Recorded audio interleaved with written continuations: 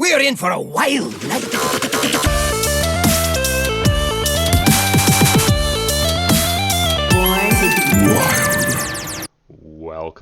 Welcome to another episode of Born to be Wild.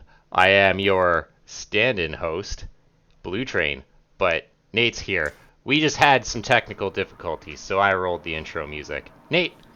Hey, welcome everybody to episode 136 of Born to be Wild, a Wild exclusive Hearthstone podcast where we have fun hanging out with friends, talking about the Wild format of Hearthstone and spotlighting members of the Wild community. I'm your host as always, Nate Wolf. It is great to be back on this beautiful winter Friday evening here in sunny Southern California. It is winter. That means it's 75 degrees here instead of 80. So it's palm tree Christmas this year for me. But very happy to be back. Especially, I missed the last 2 weeks because I had a work event last week that I had to go to, and then the prior week I think we canceled the show for some reason. Anyways, I'm super happy to be back. Just a quick heads up, Sheep is out this week. Not feeling a little bit under the weather, so hopefully Sheep will be back soon. But I'm joined tonight by three of my favorite people. So first, Hydraless, welcome back. How are you tonight? I'm doing great, much better than I was earlier this week. I was feeling more like Sheep earlier this week. I was not well, but I am here. I am feeling great, and I'm happy for some lore tonight. Do Hydralisks like throw up like acid, or is that just aliens? I don't think you would want to be anywhere near me when that happens. This is not it's not StarCraft lore tonight. I'm picturing you like one of the vultures that one of their weapons is projectile vomiting. Yeah, like acid spores. So it's not good for your teeth either. I'm sure. Ugh, gross. Well, it's great to I missed everybody, so it's great to hear your voice and to see you on screen.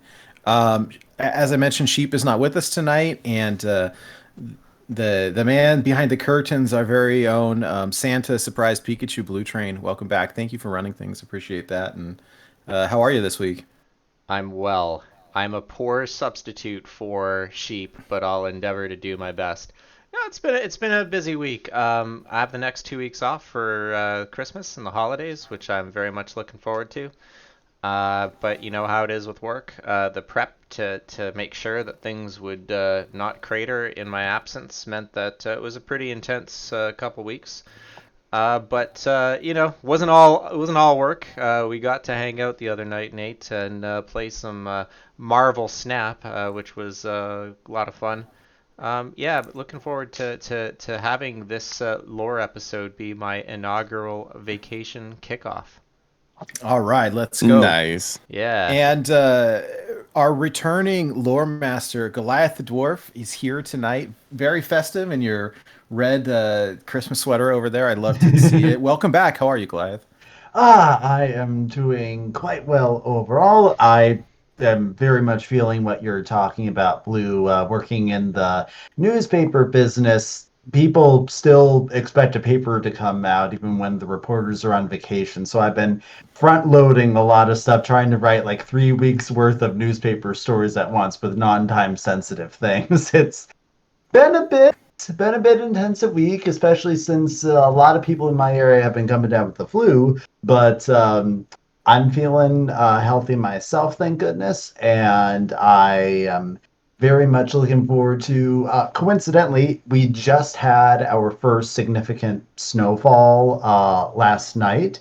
So I find it very appropriate as I'm glancing out my window with new snow on the ground, talking about one of the snowiest bits of lore that we possibly could.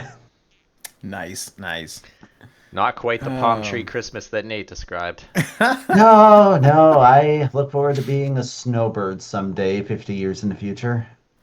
That's why Hydra and I ended up in this part of Canada, because there's no snowbird destination in Canada unless you count Turks and Caicos, which isn't really part of Canada. So British Columbia is, depending on where you are, can be relatively mild, but it's still chilly out there. It's right at freezing. It's like what, 36 degrees, 34 degrees.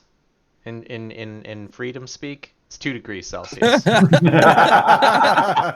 I like that.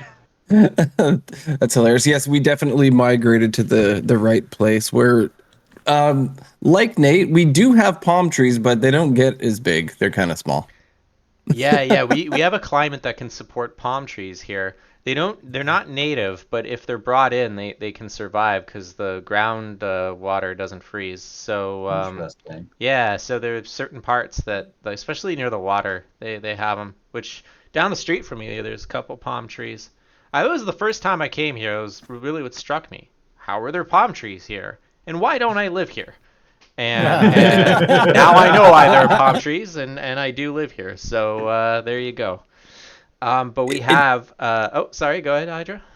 I was gonna say it still blows my mind because a lot of the houses in my neighborhood have them too. People like to put them in their front yards, and when I just go walking around, I'm like, where do I live? Because I grew up in places that this was impossible for this to happen. So it's just, I've been here 10 years too, and it still blows my mind. A little surreal. Yeah, but we do have a show to get to. So for those of you joining us for the first time, welcome aboard. Let me briefly explain how this show works. We record this podcast live every Friday evening at twitch.tv/borntobewildhs, and the video version of this podcast is then posted to YouTube shortly thereafter. Audio versions are also distributed to all podcast apps. However, you're watching, listening, or absorbing via osmosis this podcast today. Thank you. Yes, you. Yeah. Hey, thank you very much, everybody. And yeah, before we get into the show proper, do wanted to do just our quick kind of thank yous to not only to number one to Shokunin, who's the executive producer of our show. Your support means the world to us, but also to our other patrons. Big shout out to Morn, who has been here from the very beginning. We saw today 25 months in a row subscribing to our Twitch channel over here. So super nice. Yeah. That's dedication. So really, really appreciate you and everybody else who helps keep the lights running over here. Working with Christina on some new artwork, by the way, which should be pretty fun. And so we have that to look forward to. Very quickly, if you're interested in supporting us, there's a couple of quick and easy ways that you can do it. If you like, comment, subscribe to our stuff on YouTube, that helps. Also, if you comment or subscribe or leave comments on our podcast, either iTunes, Spotify, Google Podcasts, or your podcast platform of choice, that helps. If you're watching this live on Twitch or someone who uses Twitch, we do have a bunch of emotes that you can unlock. There are some that you can get for free by following. There's others that you can get by subscribing. Which is free, by the way, if you have Amazon Prime. Aramorn has been subscribing to this channel longer than I have. So there you go. We do have, I always forget about this, but we do have some pretty cool merch that's up. There's links to it on our website. I have pictures of Schmoopy Daddy and Schmoopy Mommy wearing our shirts. I love it. And if you all are interested, there's a link to that on our website. We do have a Patreon if you're interested in supporting for as little as $1 a month. And finally, if you're interested in interacting with any of us personally, we hang out on Discord quite a bit. It's a free and a really fun place online where we hang out. We've got a whole community, and we share silly stories, funny usernames, deck lists, news articles, and all of that stuff. It's turned into a little bit of a mini tradition, but I like going through and seeing the funny usernames that have been posted over the past week. And my favorite one from the past week is Princess Buttfart. That was pretty good. That's a name if there ever was one. We do have the ability now to report inappropriate usernames. Sadly, that's fairly Some tame of us as far don't as want to, I usernames think. go. Yeah, that's like a cute, inappropriate name. Yeah. Well, anyways, this episode is dedicated to Princess Buttfart, if you're listening. Anyways, yeah, you can find links to all of our stuff on our website. Again, borntobewildhs.com. I've been a little bit neglectful. I need to add a couple of our parody songs and links to a couple of the past episodes, which I'll probably do over the weekend. But aside from that, all the links and stuff should be there. So yeah, please check it out. Join us. We love interacting with people, and I'm gonna say it right now. I always do this. There's some people who watch the video versions. We post the video version to Spotify now, so if you listen that way, you can have the option of watching as well. But with the lore episodes in particular, I always recommend to watch because we put graphics up on the screen, so that as you're listening to the lore segments, you can see pictures of the cards, you can see pictures of the artwork from the lore books, you can see pictures from the in-game World of Warcraft or Warcraft 3 or wherever we're pulling from, and it's always really fun to see, especially tonight where there's some epic battles and the artwork is just so cool. So this is your friendly reminder. This is a lore episode. Please watch the video version if you can. Anyways, before we jump into the lore, which we will post as a separate segment on YouTube if you want to watch it separately, we do have a few news things. And because I haven't been here for the last couple weeks, I did want to do just a really quick recap of our weeks as well. I hit Legend over the last week, which was cool. I did it on mobile because I used Fish Rogue up to Diamond 10, like right before the expansion dropped, and it was going great. You know, it was working just fine, and then I got real busy with work and family stuff, and didn't play until the expansion came out, and then I thought, well, I'll try some of the new cards, and of course I used the new broken deck, the Discard Warlock, Tisk, and tisk. You know what? I think it's so absurd. I think you have to use it now because it has to be hit. It might take them several months, but like I think it has to because it's like I think you might not have to wait all as long as that. I wouldn't. Well, it sounds like we're gonna get some balance changes coming in the next week or so. I don't want to necessarily say nerfs because there might be some buffs too. There are going to be balance changes on the 21st. That's Tuesday. I think that it's all there we go. confirmed that that there's going to be a balance update. And while we don't have any real details, I think that with some Twitter activity we saw earlier in the week,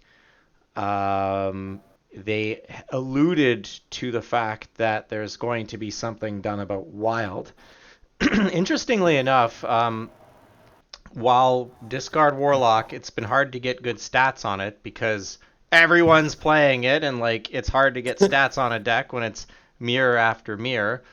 Apparently, I was talking to Wild community leader and figurehead James Corbett Games earlier today. He mentioned that Shaman collectively as a class had a higher win rate than Warlock this morning. I don't know if it held, but Free Shaman leading the way. Seems like things are already kind of shifting. It'll be interesting to see what they do. We all think they're going to do something about Discard Warlock because it has like a similar play pattern to like Darkest Hour and like some of the other Warlock decks they nerfed. But we'll see. But I think there's going to be some kind of balance change on Tuesday. But fingers crossed. I anticipate. I hit Legend with an 83% win rate, which is a little absurd. And I was kind of late, right? It wasn't until I don't know, December 10, 12, whatever it was, and so I came in at 235, which is okay. It was a little bit hot. Just 200. I'm used to coming in lower, yeah. Anyways, so the deck is crazy. You can do 20 plus damage from hand on like turn 4. Or did you or verse? Like, did you have a lot of mirrors in that? Yes, but a ton of them. But it was still early, and I think that people here's what happens, right? People post the deck, and people say like, "Oh, this is the meta tyrant. Oh, the deck is broken," but that doesn't teach you how to play it. And so I was playing a bunch of mirrors, but people were playing it poorly, and so I was winning. And so, once you figure out the play pattern, like it's it's pretty straightforward. It's different. It's not like you're just dumping hand every turn. You're like, gosh, especially the first handful of turns, I was like just tap tap tap, and then I dump and like OTK people. It was crazy. So it depends what you're facing, what your matchup is, but there's a little bit of nuance to it. But yeah, I've been kind of like I hit Wild Legend and then I've been steering clear because I'm tired of facing Warlock mirror matches. But it's yeah, no, here's the thing, right? You have to especially you trying to grind for legend, like you get punished for mistakes that you make, but I have to, return the favor in kind, right? If someone makes a mistake, I'm going to capitalize on it because I'm a mean person, but I also like winning games. So there we go. Anyways, Q Hydra to welcome us to the news. Okay, so before we jump into the news, so because I'm running the audio, the guys can't hear it. So I could say that I played the news bumper, and no I'm one sure would you be the didn't, wiser. 'cause Hydra can just sing it live. So wait, I am going to rise above my personal dislike of the news bumper and take a hit for the show, and I'm going to play it. Now, I'm off cam tonight because I have a little bit of a headache, light more than noise. So I promise you that as I play the bumper, I am wincing and grinning and clenching my teeth. All right, so here we go. As promised, the news bumper. All right, I'm thinking of chickening out here. All right, I'm playing it. Welcome to the news. The news is so good. Okay, I did it. And Nate, you can verify it after. Thank you. Thank you so much. I hope all you can think about when you go to sleep tonight is my beautiful voice. It Synthetically altered. It sounds nothing like you. Oh. Well, happy Feast of Wintervale, everybody. Free things. Yeah. We got some free things. I have to say, this is pretty generous. Now, the generosity that I speak of is 10 free packs of Hearthstone. And if you're a multi-region gamer, then times however many regions you play on. 2 packs of the last 5 sets. So basically last year and this year. It's funny. The minute that something nice is done, everyone jumps to the worst possible place. Oh, they're giving people 10 free packs because they want people to log in so they don't get the 80 free packs or whatever, how many they get if they log in for a long time. No. Oh my gosh. There is someone in our chat right now who may have suggested such things. I name no names. I heard that they were giving some people 150 packs. That's crazy. 150. Yeah, one of my friends that I used to work with. Yeah. And it's hilarious. His name actually is Ben. So when I refer to him, I say Ben from work, but that's going to confuse everybody. It's a different Ben from work. But yeah, 150 free packs he got. Wow. Yeah, I thought my friend Handsome Pete got that as well. Dang. Yeah. That's rad. I thought you were gonna say people were complaining that they're giving us sets that are about to rotate. Maybe they did. I'm sure they did. But What? We're These are WoW gonna players. It rotate? doesn't matter.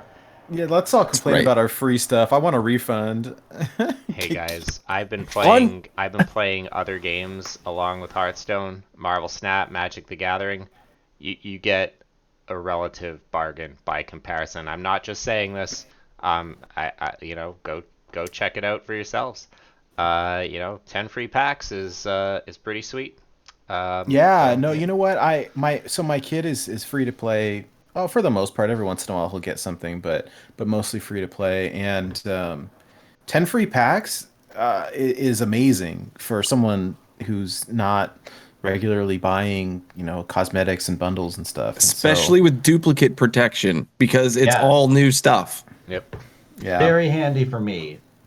Yeah, I think it's great. I am a largely free to play, except when I am very, very tempted by the occasional cosmetic. It's happening more and more lately because they're turning out a lot more cosmetics. Oh my In goodness. that regard, maybe quantity over quality in some cases, but You know, Yeah. I'm still waiting. By the way, we got a lot to touch on tonight, but like we just got the best rogue portrait that I have ever seen. Um, the new Edwin portrait is amazing. I'm still a little irritated that like I don't want the 5 packs that came with it that made the price jump by $10. But like I thought that was the whole point of Runestone, so that I could just buy the portrait and not the packs. I think when they made that declarative statement, there was a little asterisk that said battlegrounds only. But I don't know. Maybe these things tend to lag a little bit, so maybe we'll see that change next year. I Well, hope, but you know, whatever. You know, I mean, for me, because we kind of whale out, is like, okay, cool. Now I'm sitting on 5 rogue packs, and I'll open them next expansion, whatever. And it's fine. It's fine. But my wife gave me the talk this week because like my spending on Hearthstone is kind of in the danger zone right now, and it doesn't help that it's like Christmas. Not everyone celebrates, I realize, but like the holidays are here. That buying presents for people, and then my son's birthday's in January, and so it's just like the finances get a little bit rough this time of year. And meanwhile, I'm sitting here buying a golden, like 3 diamond portraits. Oh my God. Oh, nay. goodness gracious, I mean, they look cool. they do. The diamonds were really nice. Oh, I didn't put it in the notes here because I forgot, but real briefly, there was somebody from PC Gamer tweeted last week, like, hey, anyone want to share their opinion on the signature cards? Because I'm writing an article, and like everybody jumped on it. Ooh. And then the I bet. article came. I mean, I responded. A bunch of people responded, and they quoted all the people that they quoted are people that we know, which is kind of funny. But the article basically kind of tore them up, saying that the signature cards were generally despised by the community, and they were really just, it was a cool idea Ouch. with really poor execution. That's the TLDR. And so like the next day, Celestalon responded like, "We're taking your feedback into consideration, and we're gonna redo them all for the next set. They're gonna be full color. They're gonna be more vibrant. They're not gonna cover up all the artwork." And we realized that everyone hated them and whatever he said. But like, Except for Dano. Dano loves them. I like the concept, but you know what it looks like to me? It's the Han Solo frozen in carbonate. Like it just looks like a big rock on the screen, and It's a good the description. concept is so cool. The execution I feel like was really poor, and like the diamond cards are neat because they're 3D. They pop out of the frame. They're animated.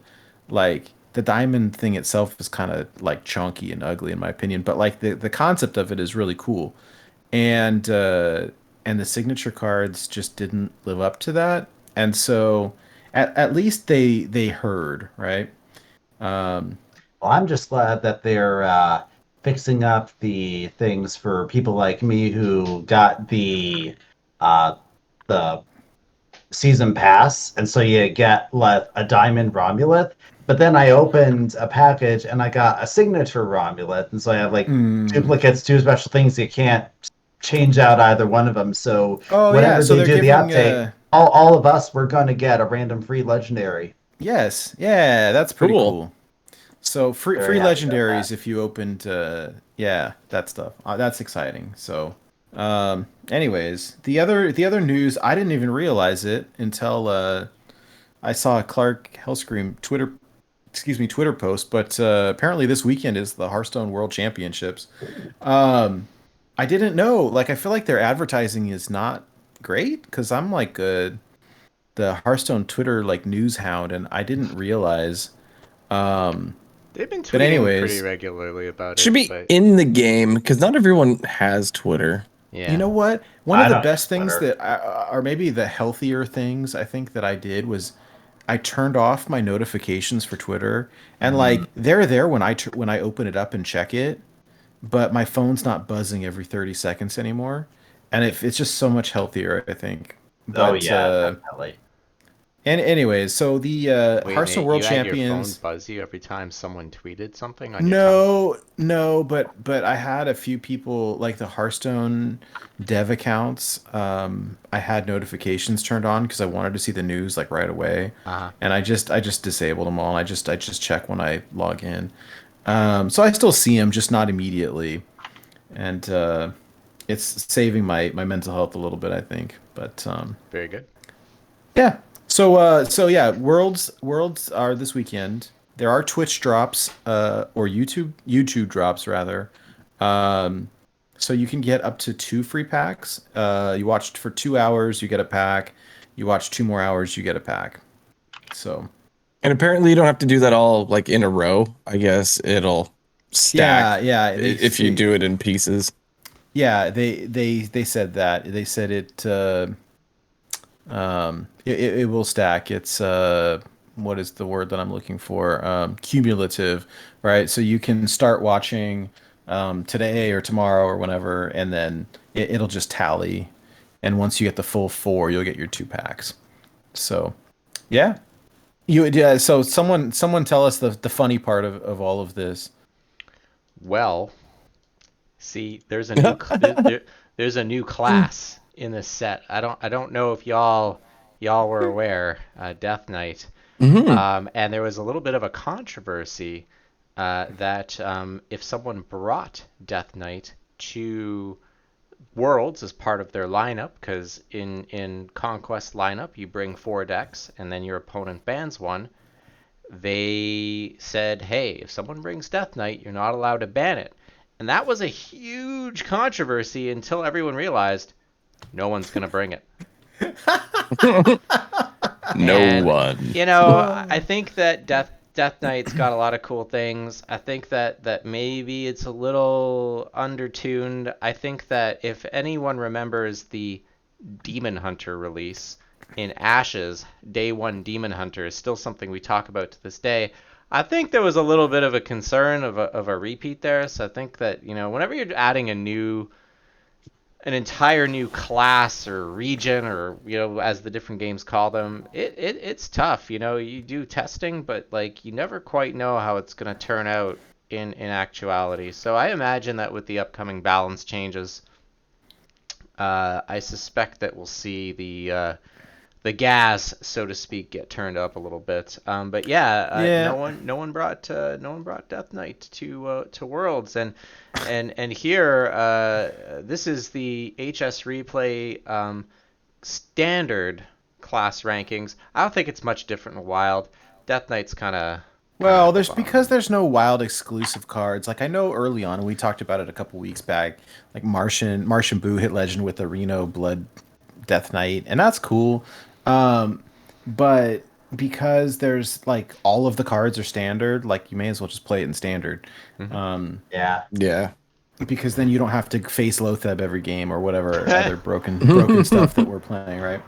And I agree with you, and I think they said that specifically pre-launch that like, hey, we learned from Demon Hunter, we're not making, you know, a bunch of broken stuff on day 1 so that we're gonna have to go in and nerf it within 24 hours.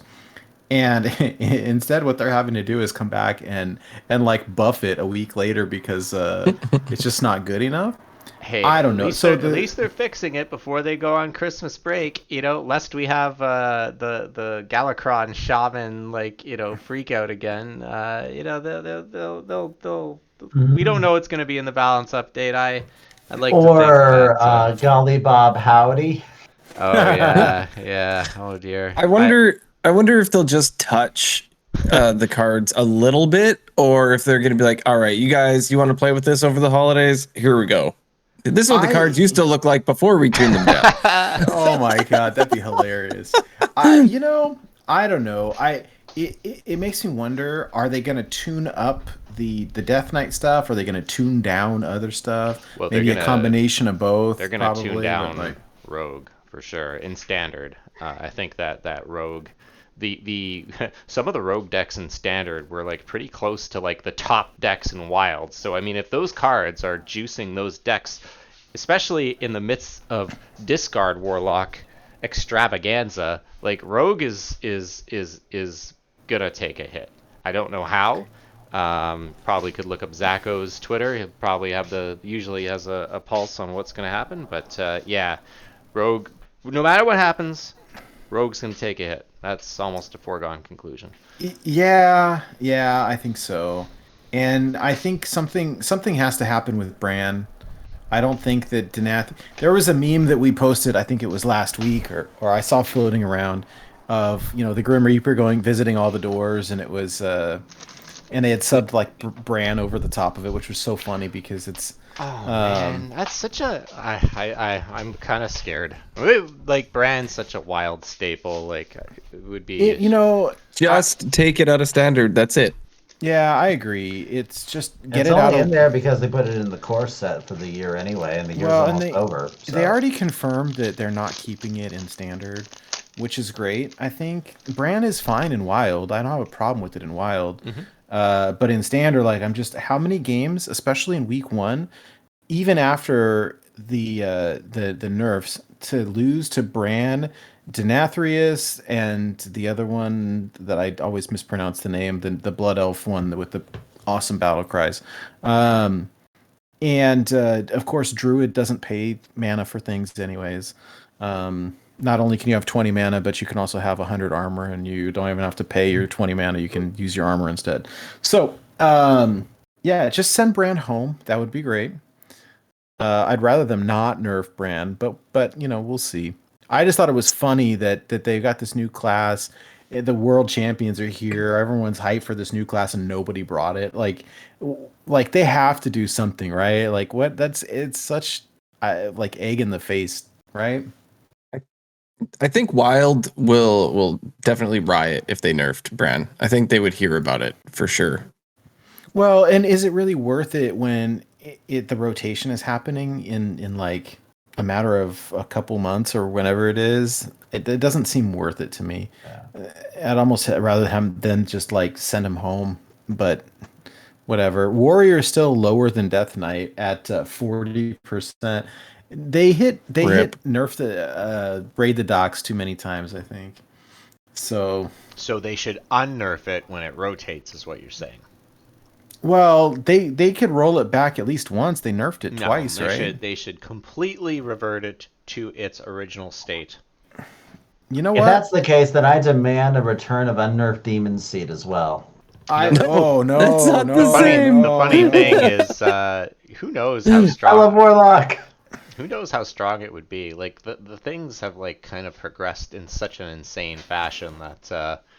Yeah. Who knows? Who's to say? Although I am very curious. So this rotation will mark the return of the banned cards into Wild and the much lauded and promised rework, quote unquote. You can't see me. I'm making hand quotes. So you will get They did say you'd get your Demon Seed back, Goliath. But they did. Who knows? Who knows how? What? Where? In what capacity? Give your charge minions +1/+1. If they do nerf Bran and not send him home to Wild, they will make a declarative statement like they did when they nerfed Edwin, like a month before rotation. They'll say, like, we're going to change him back. So it will be temporary. And given the state of Wild right now, I shouldn't say that. A lot of people like their yellow card decks, and they all kind of feature Bran. So we'll see. Maybe there'll be Wild riots. It's been a minute since there's been a good Wild uproar on Twitter. I need my memes. So Well,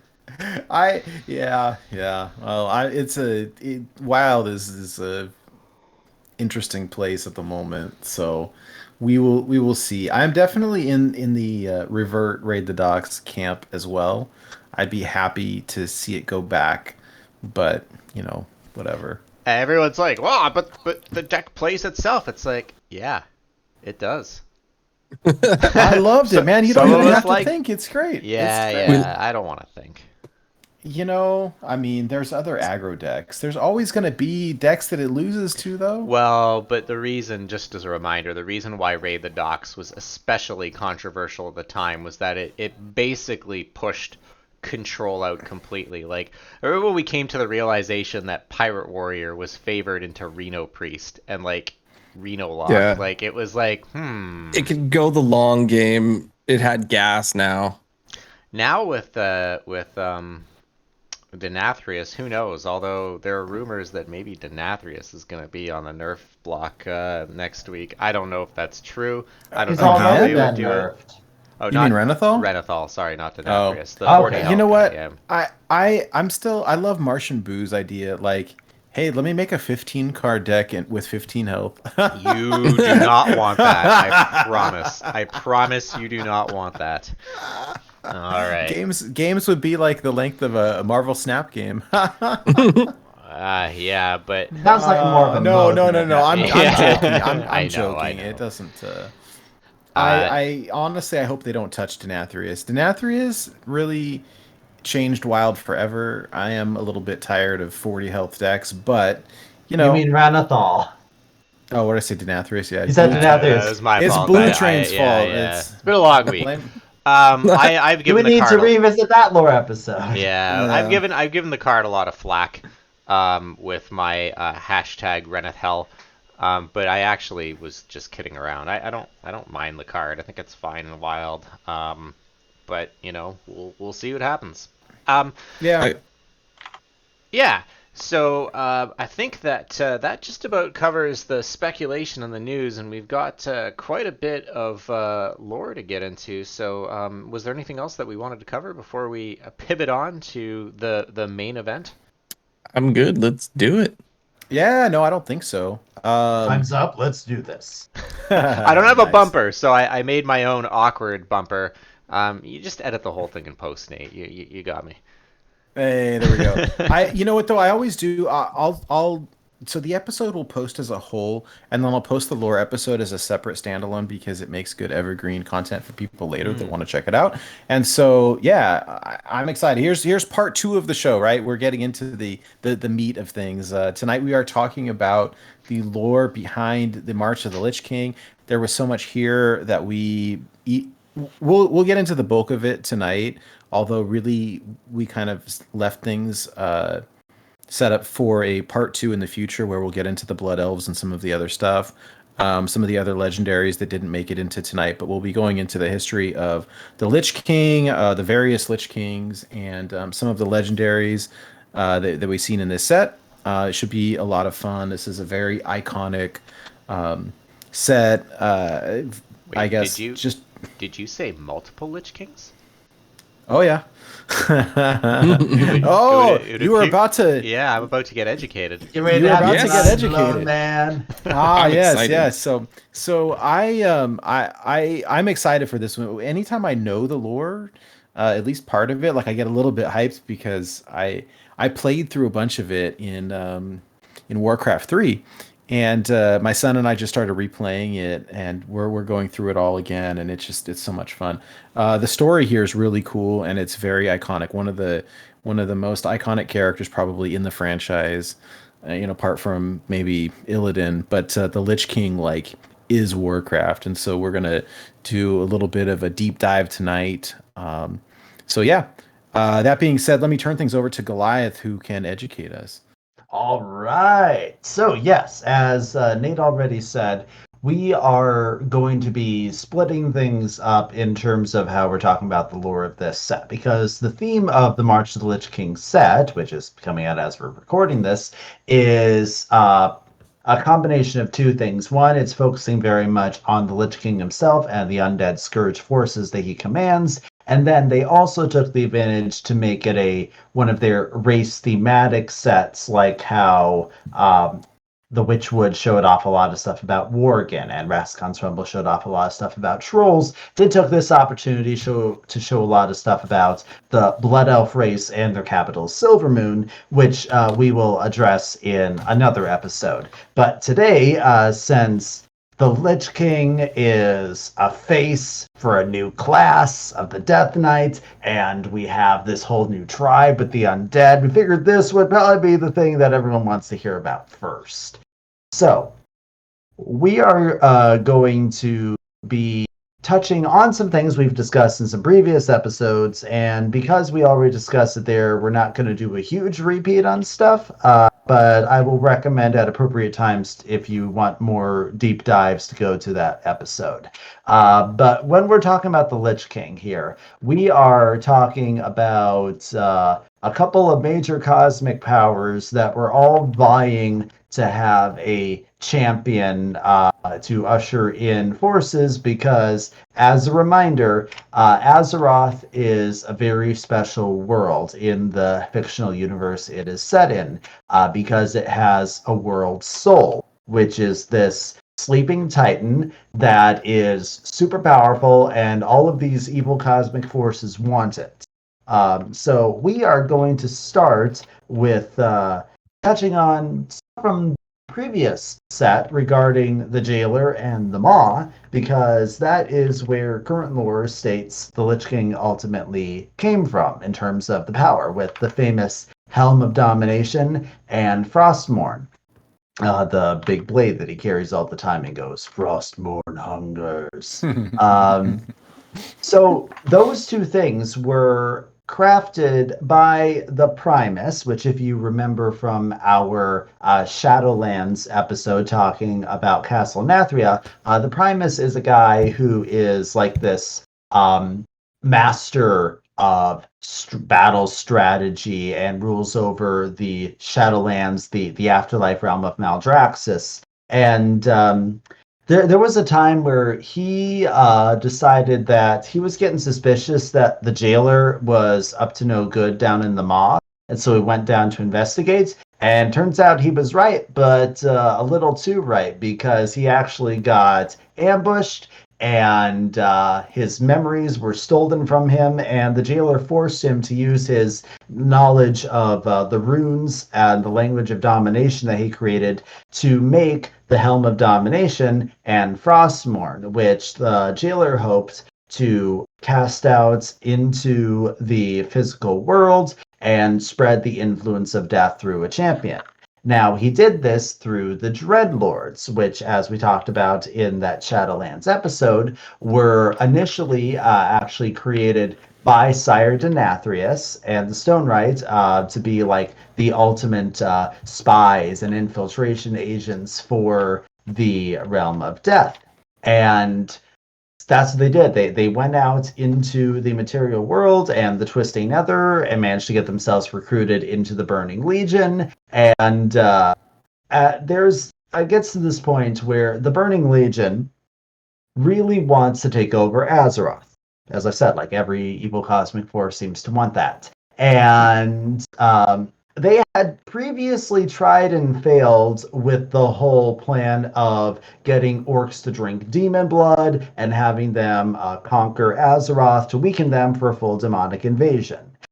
The whole orc thing didn't work out because there was division in the ranks and infighting, and so the Demon Lord Kil'jaeden decides, you know what? Let's try this again, but this time we'll create an army that can't disobey, that has absolutely no free will, and then we won't have any trouble with infighting.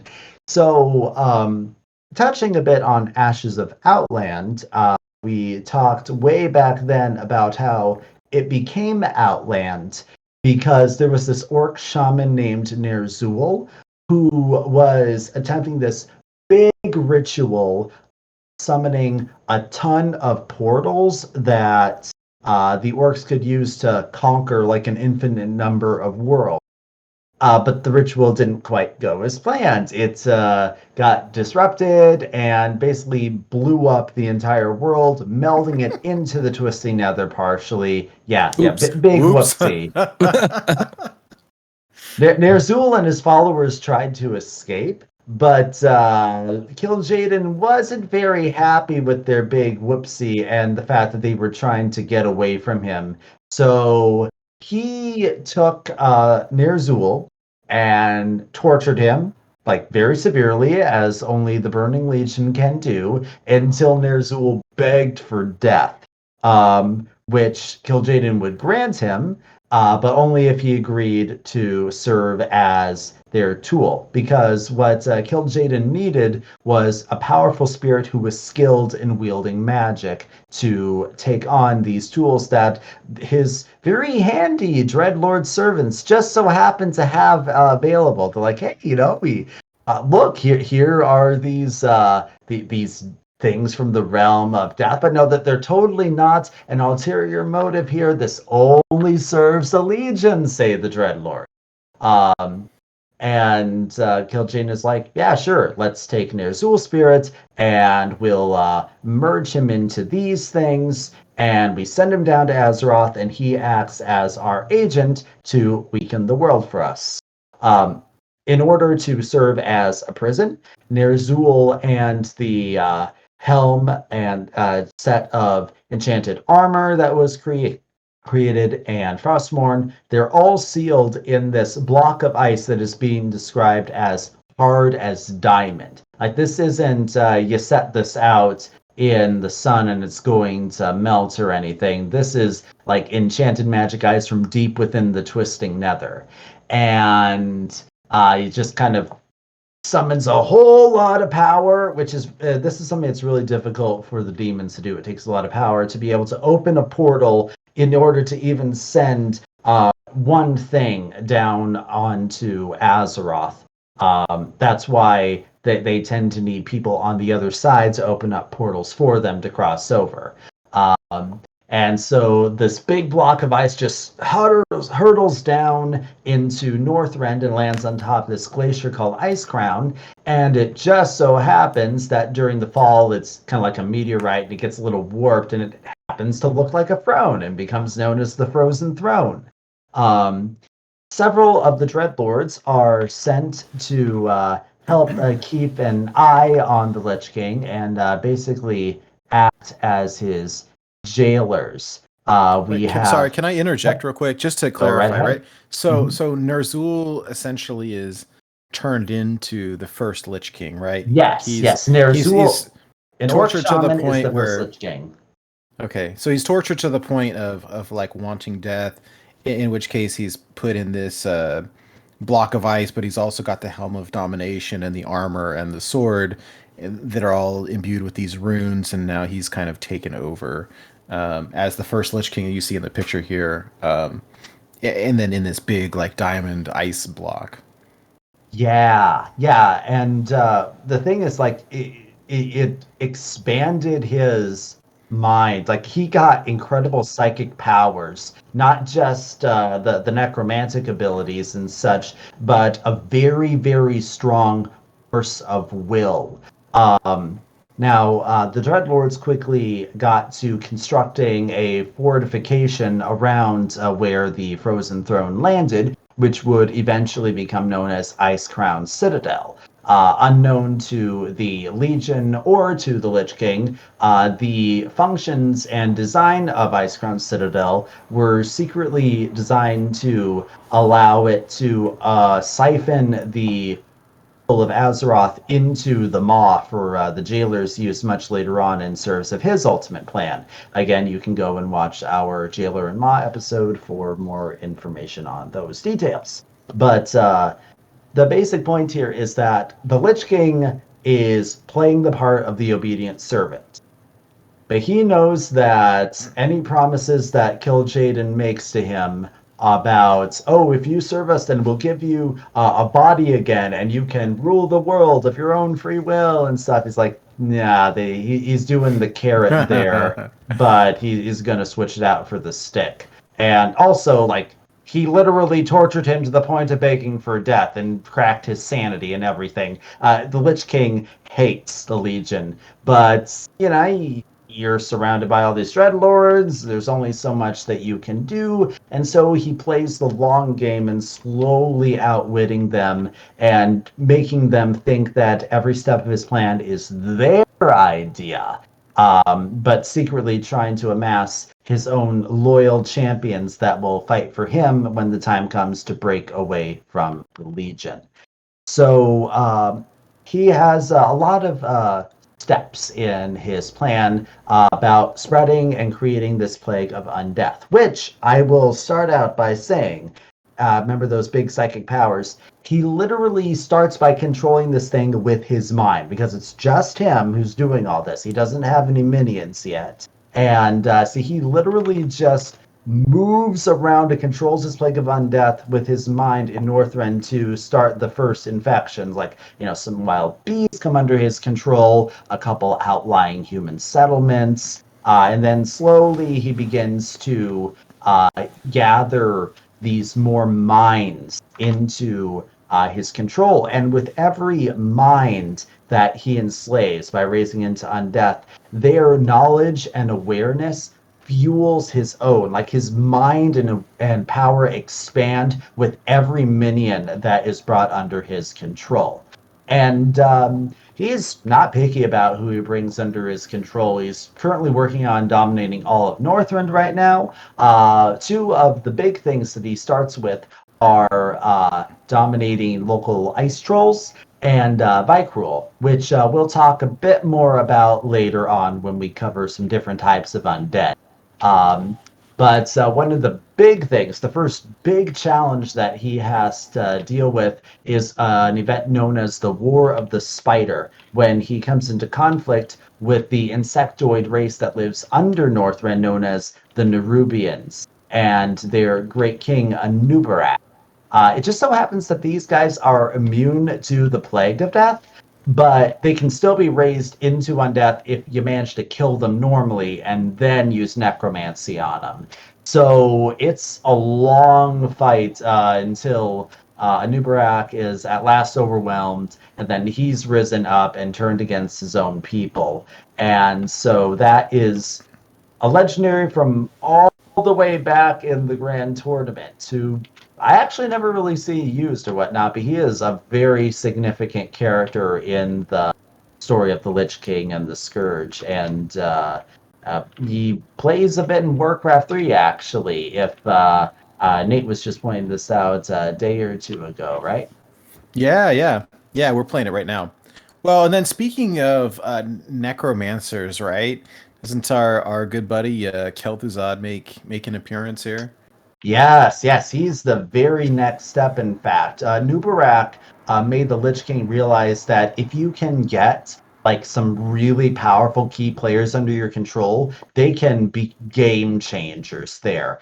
You might say that he discovered the power of putting legendary cards in his deck. And so Genius. and so he sends out, with his big psychic powers, he's like sending out visions and calls to anyone who is susceptible to dark urges all over the world. Like, come, he's setting up his LinkedIn there and is saying, looking for recruits now for people who would like to have a fulfilling career in necromancy and world domination. Kel'Thuzad happens to be one such person. He is a mage of Dalaran, formerly very high-ranking archmage and stuff, but he got really curious about necromancy, which is expressly forbidden by the mages of Dalaran, and he had all his titles stripped away, and he was on the verge of being outright exiled from the city. But he was like, no, you have to be too closed-minded, man. Necromancy is the future. I mean, did you see those Death Knight things that Gul'dan made all that time ago? I mean, we got to learn how to do that. And if you want more information on all this, you can visit the very first lore episode we did about Kel'Thuzad and Scholomance. But essentially, Kel'Thuzad hears the Lich King's call, and he just leaves everything and heads up to Northrend and gets maybe a little more than he bargained for when he sees all the horrific torturous experiments that they do in places like Naxxramas and stuff. By the way, Naxxramas is actually one of the Nerubians' ziggurats that the Lich King was so impressed by how well they fought that he adopted their architecture as his own. It's just like, okay, let's pass some levitating magic on your cities here, and presto, they are now my flying fortresses. And Kel'Thuzad visits one of those, and he's at first wants to cut and run, But Anubarak and the other Lich King servants make it clear the time for second thoughts has well passed. And he's kind of brought to the Lich King, and he's so overwhelmed with the power. He's like, "This is so cool. I immediately have no reservations about this. Just make me an amazing necromancer." And he actually looks forward to the day where he will shed the chains of mortality and arise to a powerful undead form. Foreshadowing. and he starts the Cult of the Damned under the guise of a religion in the Eastern Kingdoms area, which are selected because they are very war-torn and shattered politically, and it just seems like it's the perfect place to get a foothold in, where like you conquer the Eastern Kingdoms and then you can move on to the rest of the world.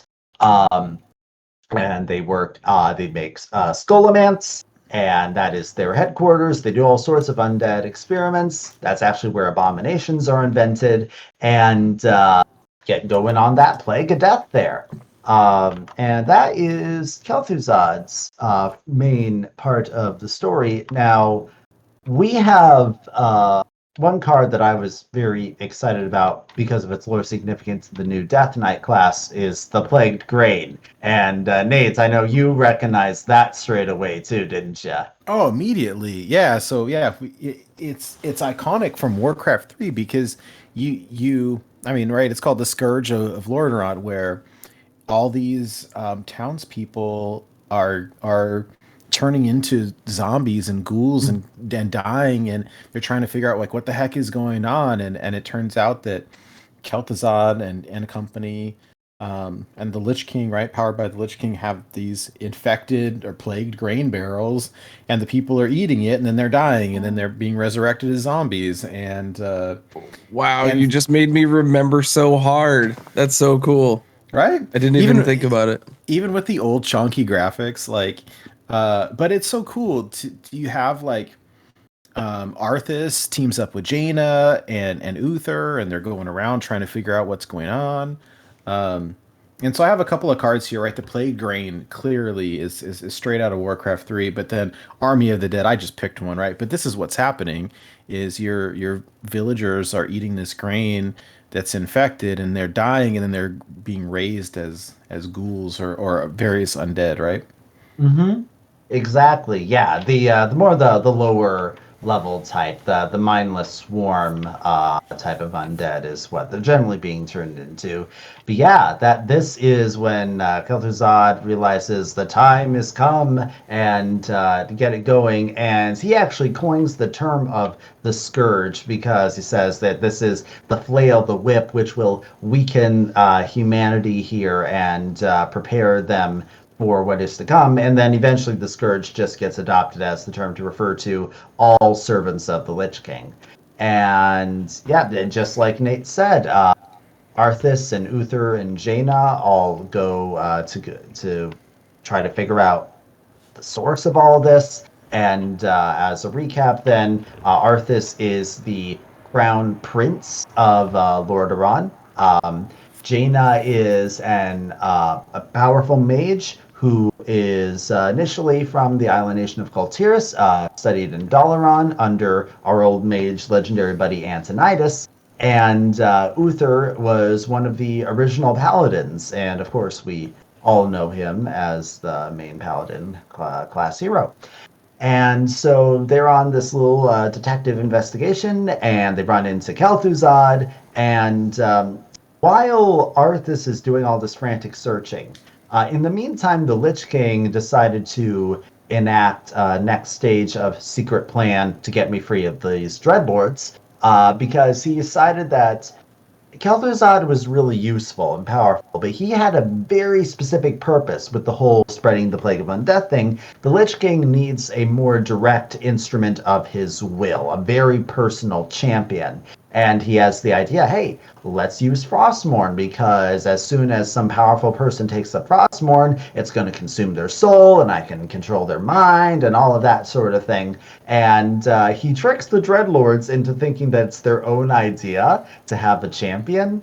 So like, yeah, let's let's do this. Man, we are so smart. We will trick someone into taking Frostmourne. And so the Lich King manages to force some of his power to break off that chunk of diamond hard ice that contains Frostmourne in it, and it just like falls down to the base of the glacier, waiting for some unlucky sap to come along and grab it.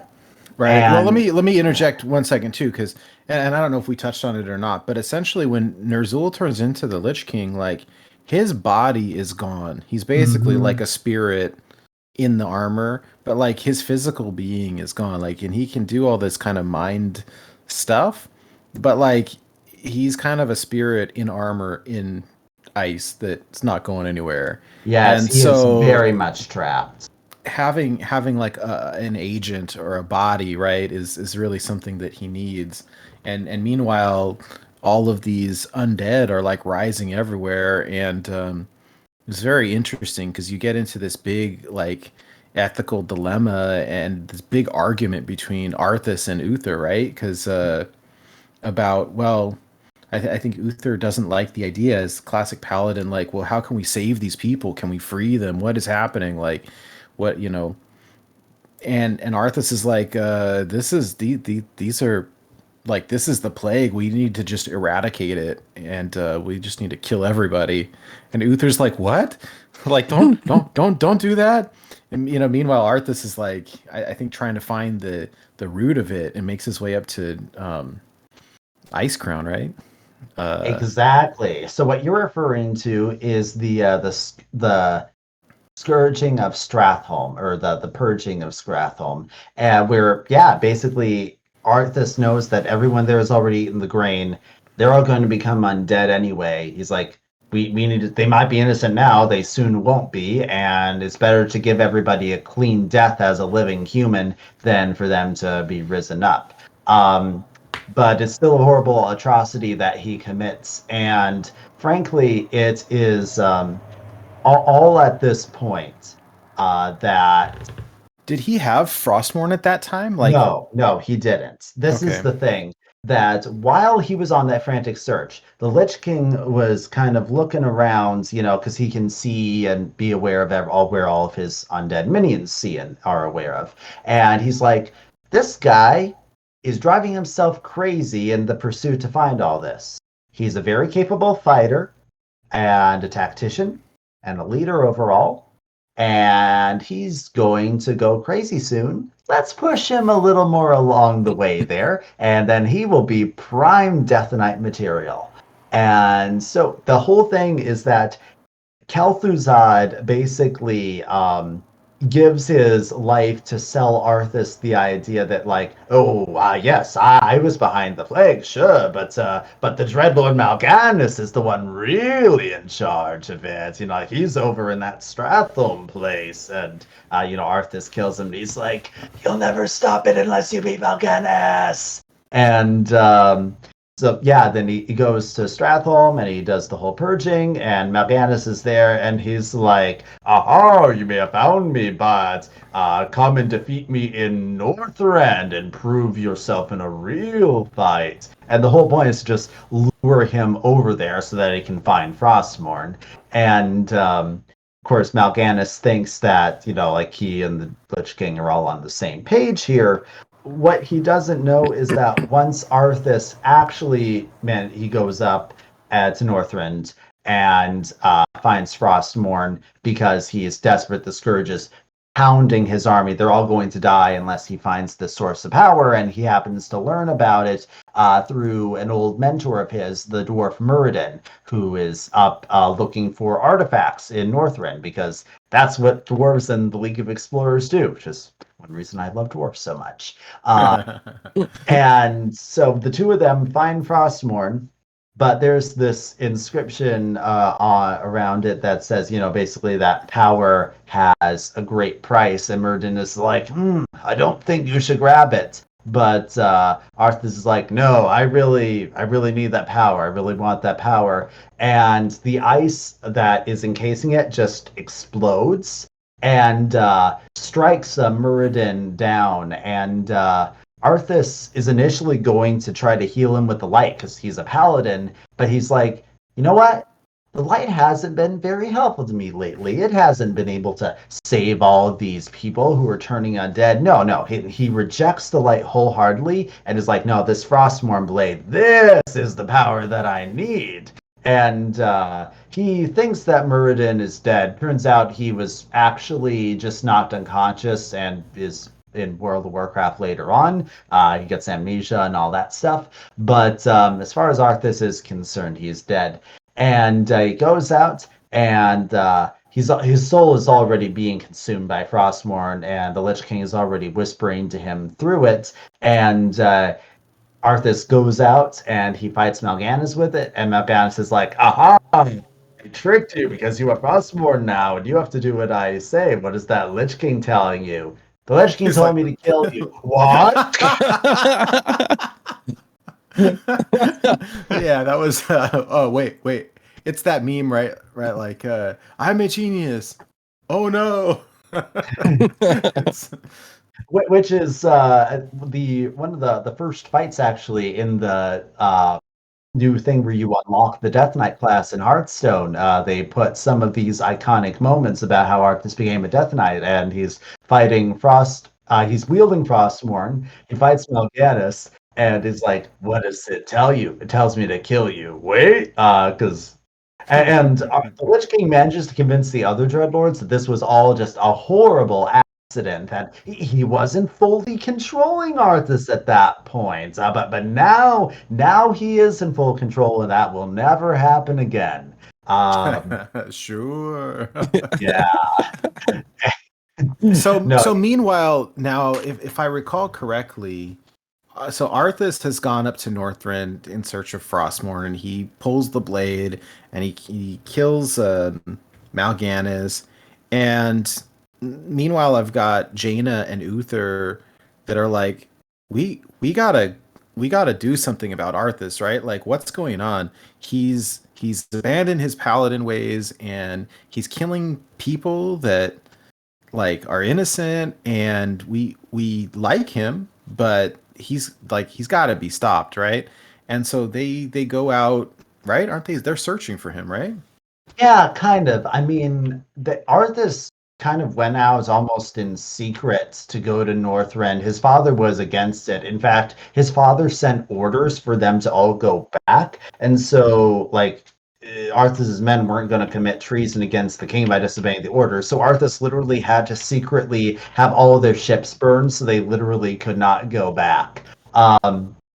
And none of them actually do go back as themselves, because after Arthas kills Mal'Ganis, he just disappears into the frozen waste for a few days while the Lich King strips away his remaining humanity, and he comes back, and he is fully a Death Knight. His soul is gone. He is full gung-ho with the Scourge. He is all pale. His hair is bone white. And he just goes and slaughters all of his men and races a few of them as Death Knights like himself. And Arthas is like the very first of the Death Knights of the Scourge, which is one reason why he is so perfect to be the representation of the Death Knight class. And all the others, they just get raised as like ghouls and stuff. You have to wonder is like how embarrassing that would be. You think like, oh yeah, you know, Arthas, he's like I'm one of his most reliable men or something, and then when he comes back and starts killing you all and raising into undead, it's all of your friends who get turned into Death Knights, and you're just a mindless ghoul. I mean, that's how it gotta be.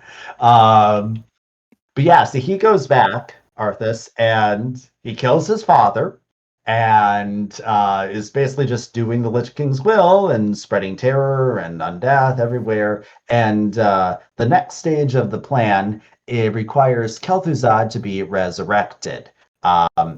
The Dreadlords are like, hey, so the Legion wants to come here, but we need someone to open a portal on this side. And Lich King is like, oh, have I got the man for you. If we can just get my old guy Kel'Thuzad back and make him a super powerful Lich, then he'll be able to read the special magical book that'll be able to open up the perfect portal. And they're like, I knew you were such a good obedient servant, Mr. Lich King. Good job. Head pats. But it's purely his own machinations because he wants Kel'Thuzad, his personal loyal servant, to be as powerful as possible.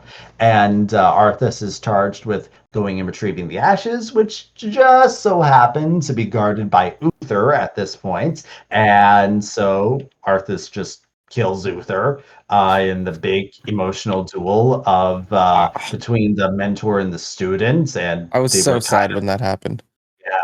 and they're like, Uther saw him as like a surrogate son. So Right. Mhm. Yeah. That was this whole thing was very heavy, right? It was just the corruption of Prince Arthas and then him killing all these innocent people and his friends are struggling with it. And then he comes back full evil, kills his dad. And then Was Uther's last words, Uther gets it. no, they were. I hope Uther there's a doesn't get special it. place in hell for you, Arthas. You may never know. I intend to live forever. Well, it's pretty interesting. I mean, if you tune into our other lore episode about the afterlife, some interesting history with the two of them way later down the line. So with Bluther. Yes. And this is, of course, where a bit more of the Blood Elf stuff comes into play. That's a bit more in line with the set here. Now, this is technically all of what we're talking about now before Arthas is the Lich King.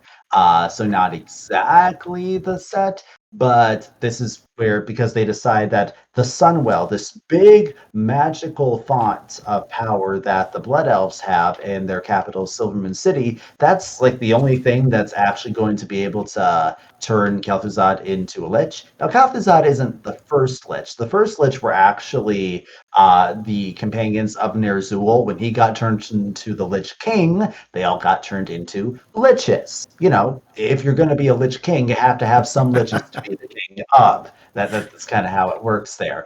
And so Kel'Thuzad is going to be like a supercharged Lich. And the Scourge just mows down all the seemingly unbreakable obstacles in their path in order to get to Silvermoon City. Oh, I remember this. This is before Sylvanas was This dead. is where Sylvanas gets turned undead. Well, and this is with our new 3D portrait of Sylvanas, right? This I is love that. her. Yeah, this is her in Warcraft 3. Before, like when you, I think as Arthas, are trying to break into Silvermoon, and they've got all these different like portals or force fields or something up that you have to break barriers, through. Elf Gate. Yeah. And he manages to force his way through all of them, and the rangers in the way. But the great thing about controlling an undead army is that with every enemy you defeat, you just raise them up, and suddenly they're on your side. And Sylvanas manages to be a real thorn in his side here, to the extent where he is so annoyed that he takes petty revenge by saying, "The last thing I'm going to give you is the piece of death," and raises her so that she can be fully aware as a banshee of being wielded as a weapon against her own people, because he's sadistic like that. And they managed to get in, and we'll talk a bit more about who's who in Silvermoon in our Blood Elf episode. But it should be noted that the one of the Warlock legendaries, Drakthir, I believe it was. Nate, can you pull that up? And what's the pronunciation right there? Fleeting for me at the Let me take a look. It's from the new set? Yeah, it's in the new Warlock legendaries. All right, I'm pulling it up. I'm pulling it up right now. So I can find it first, but I just can't remember the pronunciation.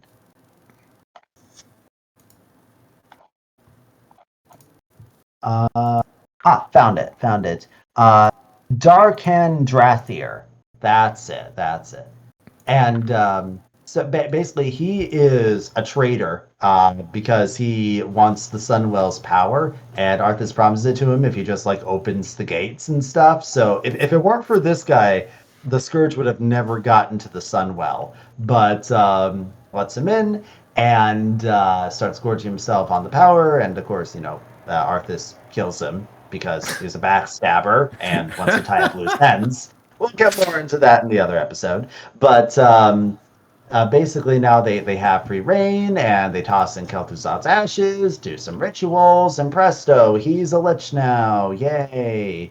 And then there's a whole bunch of other stuff that happens here in the Warcraft 3 storyline, but we're not going to get into all of that because a lot of it doesn't involve the Lich King directly. All you need to know is that eventually Illidan Stormrage has entered the picture at this point, and he has been recruited by Kil'jaeden, who has realized that the Lich King isn't as obedient as he thought it was. And so he's like, go and get rid of the Lich King. And Illidan manages to perform this big magic ritual that manages to crack part of the Frozen Throne. And the Lich King's power is starting to fade out. His essence is slipping out of the crack, and he's losing control over all of his undead minions, which means that several of them are starting to get some free will because he doesn't have the direct control over them. And so there's some Civil War stuff going on. We touched on some of this when we talked about Sylvanas' story back in the Maw episode.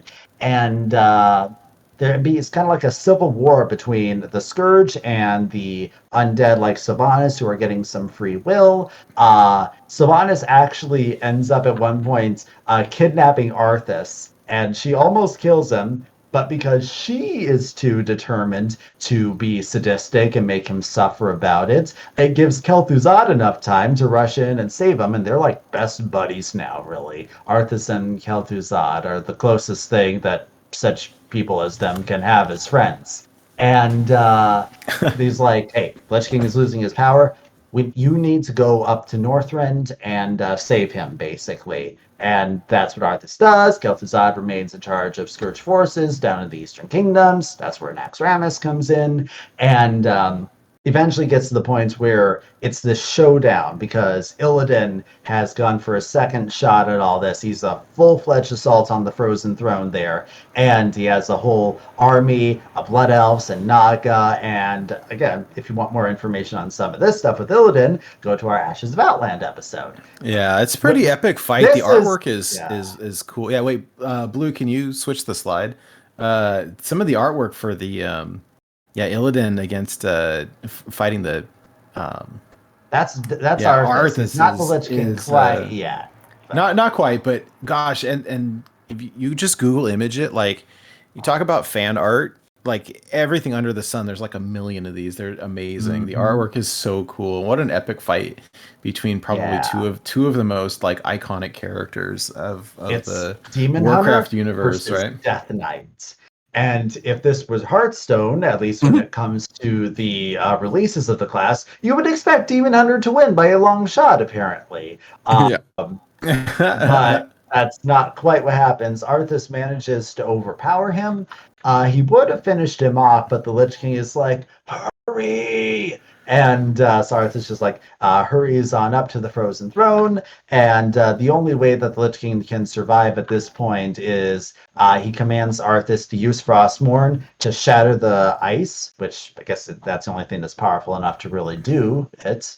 And the armor just kind of tumbles out, and Arthas puts the Helm of Domination on his own head, and he fuses with Ner'zhul to become the Lich King. So it's essentially two spirits that are cohabitating the same body, but Arthas decides that he doesn't really want to share, and like internally, like at all this time for several years, the Lich King, like physically, he's just sitting unmoving on the Frozen Throne, but inside his head, there's this huge war between Arthas's personality and Ner'zhul's personality until Arthas manages to like fully defeat him by like exploiting any remaining sense of guilt that he has about how he failed the orcs in the past, and Arthas is like, I have no guilt anymore. I'm proud of all my atrocities and war crimes. Wow.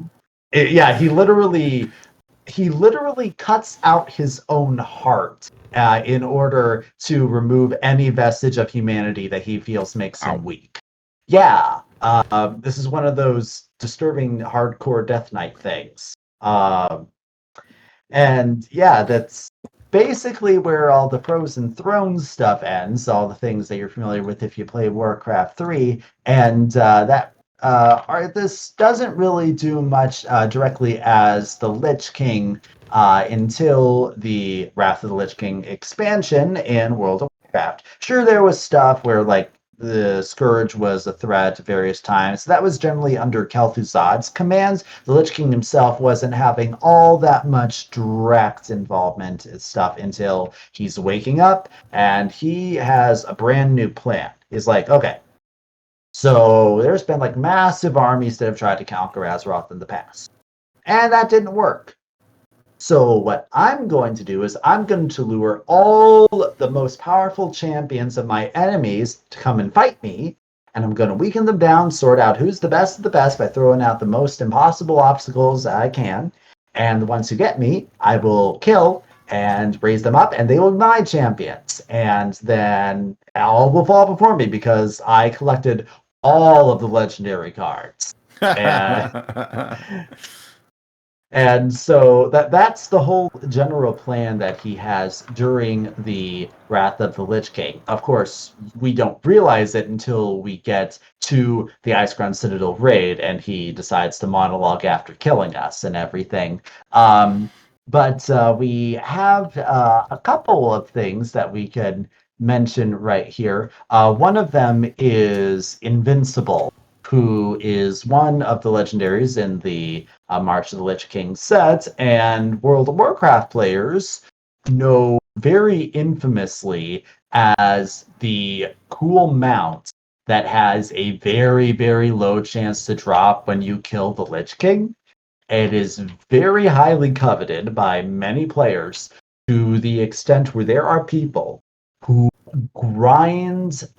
They like every week they go up and make a Lich King kill on whatever difficulty is needed for years regularly in the hopes of getting that like 0.1% drop rate or whatever it is to be able to get it. And then, of course, their friend who just started playing the game gets it on their second drop. And that is a thing that drives a lot of players crazy. But yeah, Invincible is quite infamous as that mount that so many people want, and they grind so hard to get, and like it never drops for them. Story-wise, Invincible was actually Arthas's horse that he had as a child, and grew up with, and was his faithful steed. It was common practice among Lordaeron to name your mounts after virtues. And so he's like, yeah, being invincible on the battlefield, that's the thing I want to do. And but Arthas, virtues, everyone's like, oh yeah, that's my horse is, invincible. What a name. Like it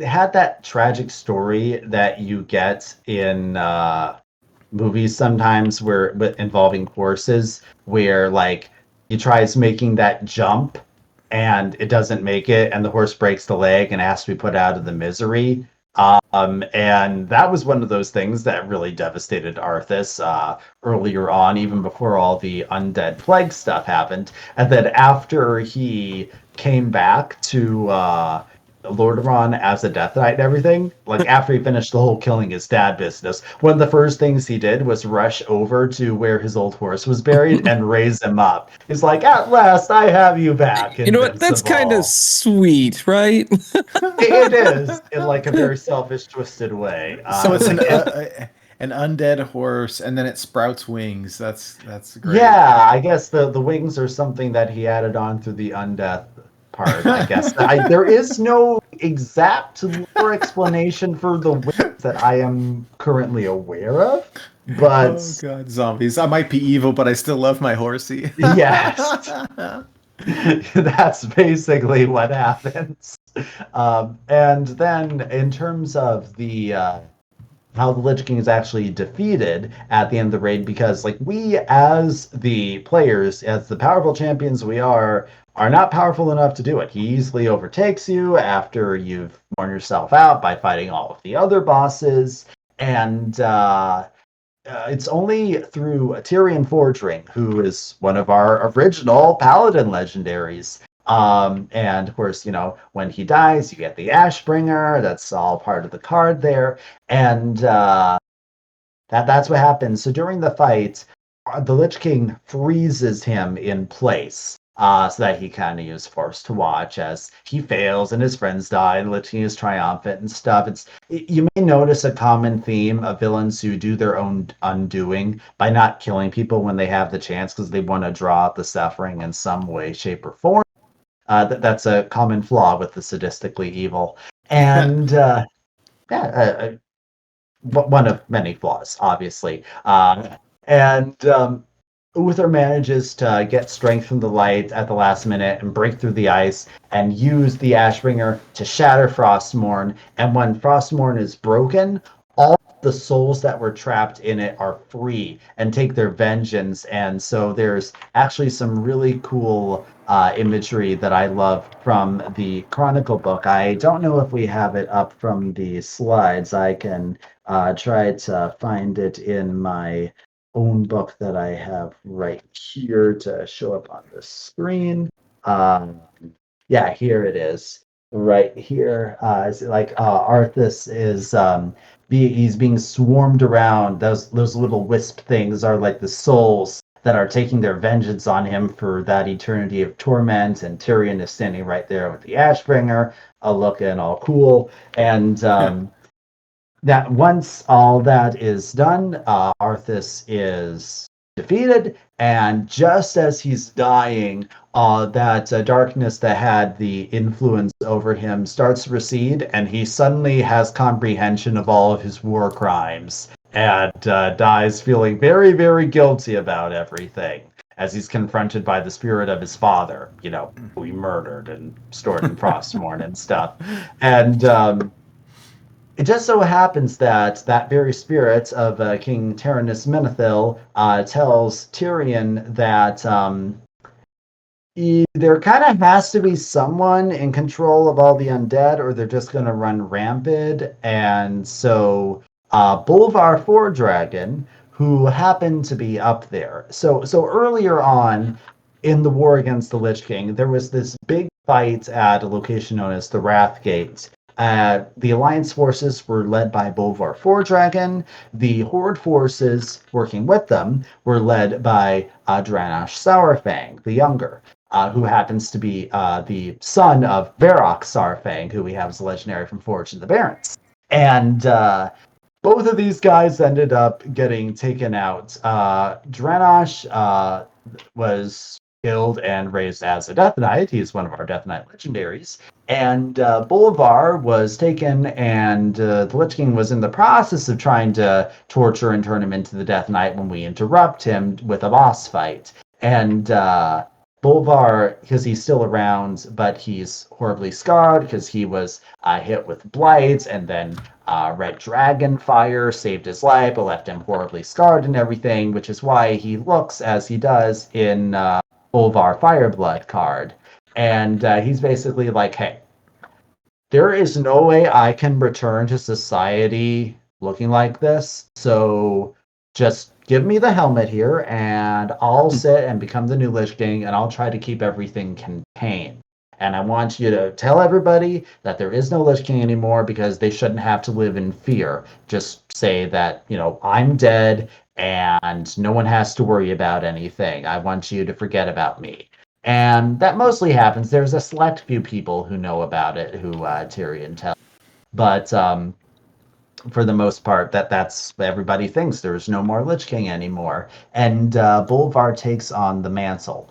Now, it's important to note that all of this time, the jailer who created all this stuff in the first place, like the Legion wanted the Lich King as a thing to just weaken for their own invasion.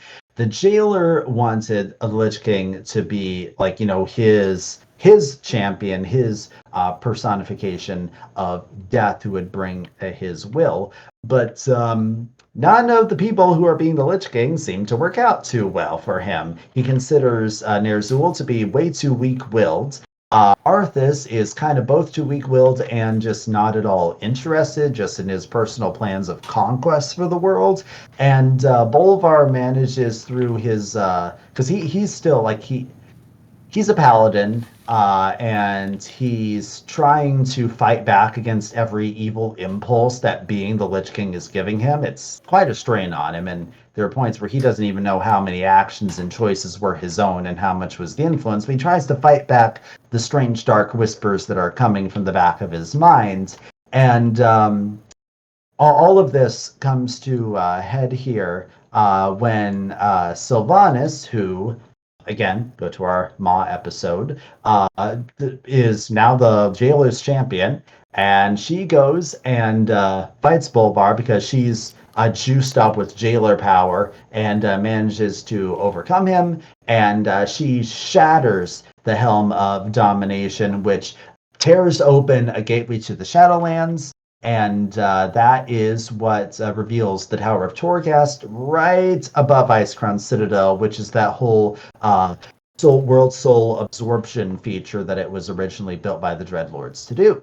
And then the events of Shadowlands kick off, which we're not going to get into because that would be a repeat. But essentially, now the role of the Lich King is no more. The shards of the Helm of Domination are actually reforged into a new outfit called the Crown of Wills, which is actually used to resist the power of domination during the fight against the Jailer. So, which unfortunately doesn't look nearly as cool. Like, the Helm of Domination is so iconic, and unfortunately, the graphic designers in charge of the new thing made it look as well. I've heard one YouTuber describe it as a Burger King crown. You can look up the images for yourself. But basically, that's Pole's story of the Lich King, because there is no more Lich King, and will never be, at least not in this capacity. Will there be other future Lords of the Undead? In some capacity, depending on how the story is written out over the years. But in terms of the Lich King himself, 3 people took the role, and there won't be any others in that particular capacity. When Sylvanas beat Bolvar and then broke the crown, what happens to Bolvar at that point? Well, he's still around. He's just not the Lich King anymore. He actually is one of the people who leads the charge into the Shadowlands. He allies with the 4 Horsemen, which you'll recognize them from the Uther Death Knight card, the 4 that you can summon and instantly win the game, which I love. I love winning the game that way. Where there is the Resurrected of Torn Trollbane, Inquisitor Whitemane, Darian Mograine, and General Nazgrim, who are the new 4 Horsemen, and they're basically kind of working with Bolvar because he's not the Lich King anymore, but he has a lot of knowledge about this type of stuff. And Darian Mograine is our one of our Death Knight portraits, right? Yes. Darian Mograine has been a Death Knight for a long time, actually. His father is Alexandros Mograine, who is one of our legendaries for Death Knights as well. And he has a whole story that I believe we touched on in a previous episode regarding like the story of the Ashbringer and such. Yeah, and we can look at the other legendaries in our part yeah, two we'll as well. talk about that in a little bit later. But can I ask yep. one final question? Because I know, I mean, we've done a lot of lore episodes, and I did want to like give a little nod to you and our past selves. Like, if you really want to expand on these stories, the ones to check out would be the Scholomance lore, the Shadowlands lore, and the Maw and Disorder lore, when we really go pretty deep into this stuff. If you check out our website or our YouTube channel, all of the episodes are there, the dedicated lore episodes. And so check that out. But I was wondering if you could give just a super brief recap of, so what happens to Arthur, right? Arthas, right? Because he dies when he's killed by Tyrion, and then he goes off to the Shadowlands where he's pursued by Sylvanas, right? What is his ultimate fate? I don't recall anymore. I Not recall actually that, pursued by Sylvanas.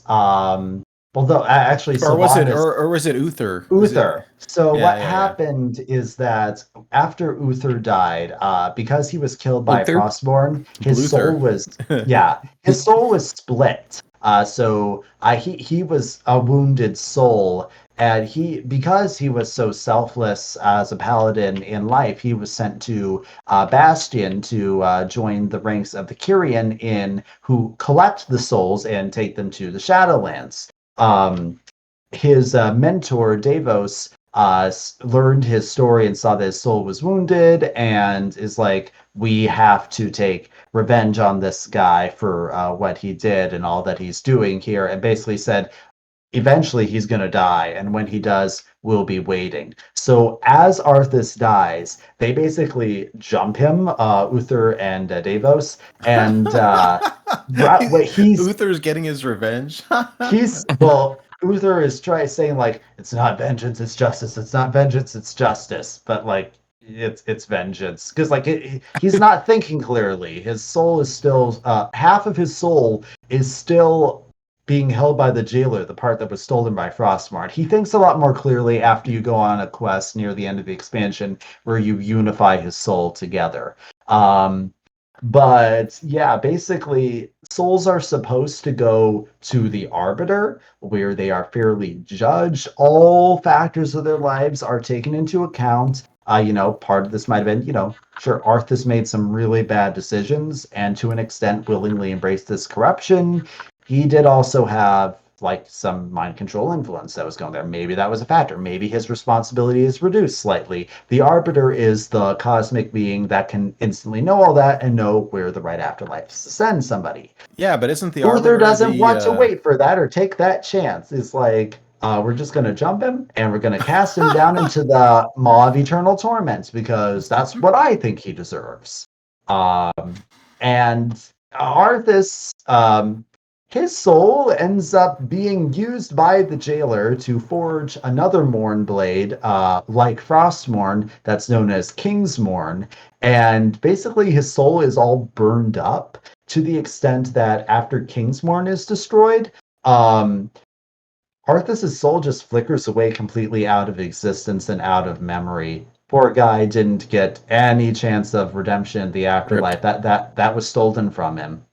Some people would say by Uther, some players would say by the writers. But at any sense, that is the very end of his existence, unless they further reveal that there's another afterlife where people who die in the afterlife go. But afterlife.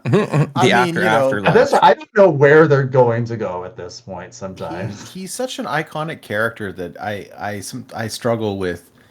Like anytime they kill somebody permanently, you're like, well, I mean, there's always magic, right? I mean, time travel or and time travel is very much a thing with thanks to the Bronze Dragonflight existing in this game. Right. Nazdormu is all about the time, so the Lord of Retcon can always strike. So literally an expansion of World of Warcraft called Warlords of Draenor, where they go to an alternate homeland of the orcs, and that is how Gul'dan ends up becoming a villain again, because it's this alternate universe Gul'dan who comes back because, original Gul'dan died way back in Warcraft 3, but they wanted Gul'dan as a villain, so they bring in time travel alternate universe so that he can be there. They could theoretically do that with Arthas. I kind of hope they don't. Starting that new timeline, they could basically do anything they want, really. Yes. It's very Spider-Man. Yeah. Star Trek did that, right? Into the Arthas a whole new... Oh, don't get me started on Star Trek. Oh my goodness. I think that Nazdormu is the Lord of Retcon for that universe too. Jeez. Any blame Nazdormu or intermission? Not from me. So we have a little intermission, and then we'll cover some of the bosses from the Ice Crown Citadel, and then talk about some of the various undead races that we've got in the game.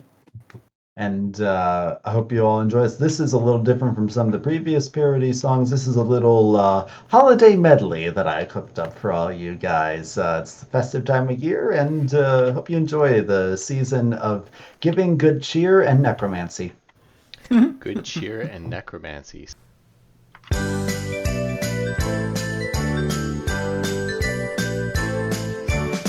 Arthas, the Lich King, ruled a cruel and frosty realm.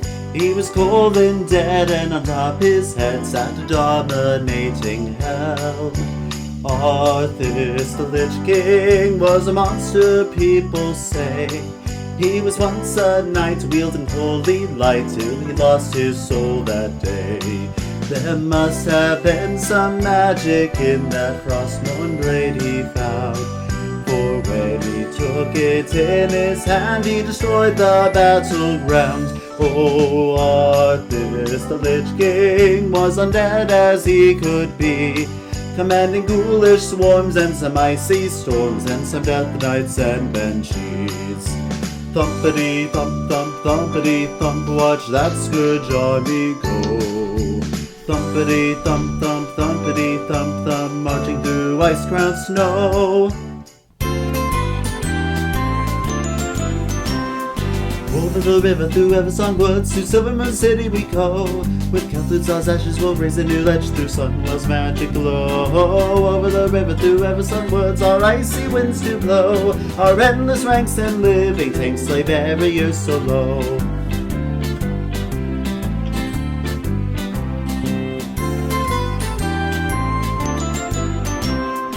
Over the river, through Eversong Woods, our rangers in the way. We'll fill them with dread and make them undead, their allies all dismayed. Over the river, through Eversong Woods, the sun will straight ahead.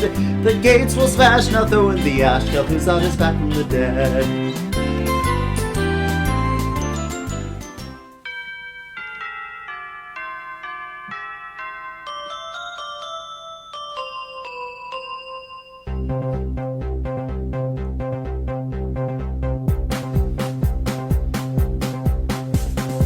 Build ice crown with blocks of Serenites, fa la la la la la la la la. Craft plagues with Professor Putricide, fa la la la la la la la la.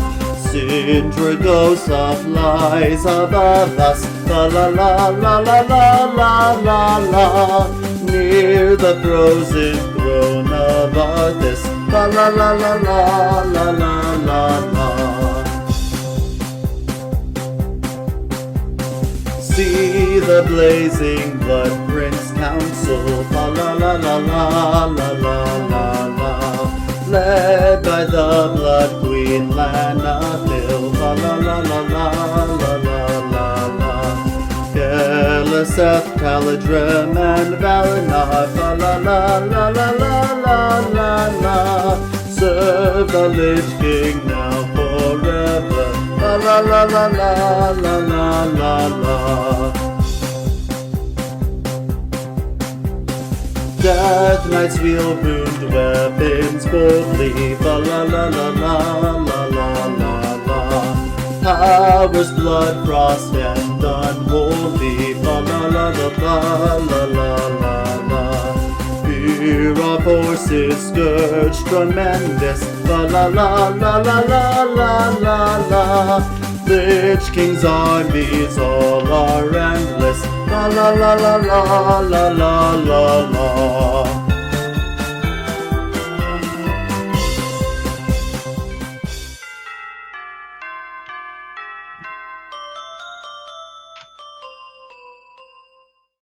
Well That was- done, well done. That was You promised a medley and delivered. That was like a 3-for-1. I had too many ideas of like, okay, this is my one chance with the time and the set that's coming out. I'm just gonna throw them all together. it's so great. The lyrics are phenomenal. You're such a good writer. Yeah, I do think that that's one of the ones I'm more proud of. Like some that you make and you listen to, and then in retrospect you're like, I could have done better on that. I'm pretty happy with that one. You know, the one that I played over and over and over was the Under the Sea one. That's one of my It's other just so favorites. Yes. Oh, Some it's songs so just good. lend themselves to themes very well. Zombies Yeah. said that Mariah Carey needs to look out. there's I'd rather hear Warcraft parodies than All I Want for Christmas Is You in every department store I ever go into. Oh man. So Good yes, times, good now times. we're going to dip into some of the different specific cards for legendaries and some the new card categories, we might say, because we have this big new category of undead cards. It's a whole new tribe that has been retroactively applied to a lot of minions. And you'll notice that there's a lot of different types of undead. And so, what makes them different? What does some of them do? We're not going to go over every single one of these things, either all the legendaries or all the undead, but we're going to hit a lot of the big ones that I thought were important to talk about, and some things that some of the other guys were a bit curious about. So, Nate, let's just take us through the docket right here, or perhaps Blutrane, you can lead us through as well as the one in charge of our slides.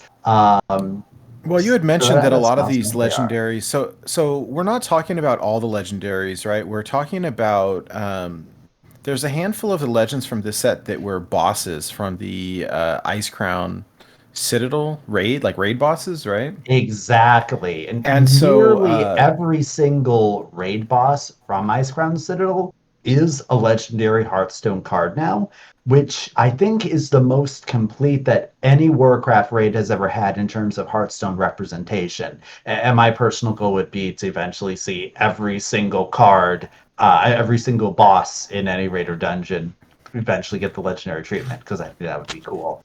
It makes you take him a bit more seriously, in my opinion. Not just, oh, he's a yeah. dungeon boss, but he's a legendary card. Hmm? Uh, So first up is Lord Marrowgar.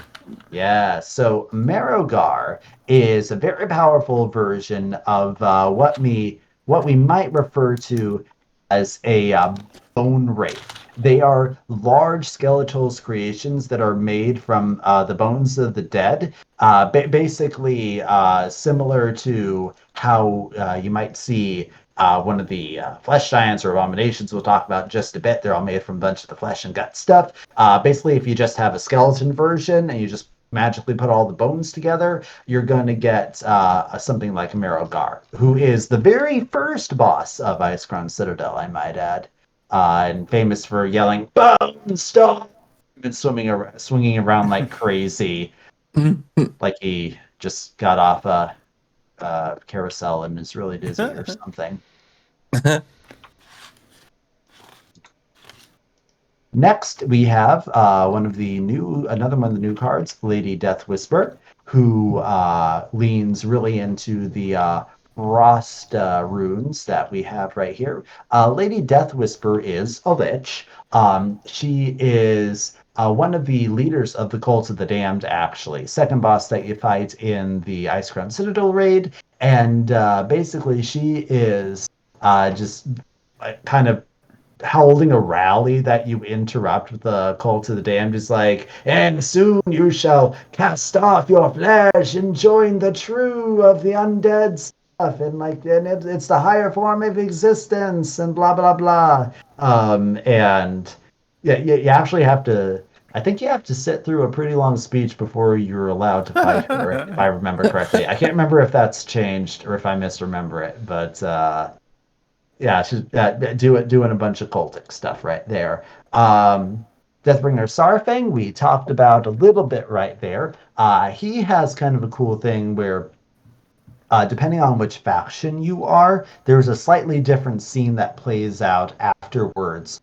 Because after he dies as a Death Knight, his father, Varrock Sarfang, comes to collect his body.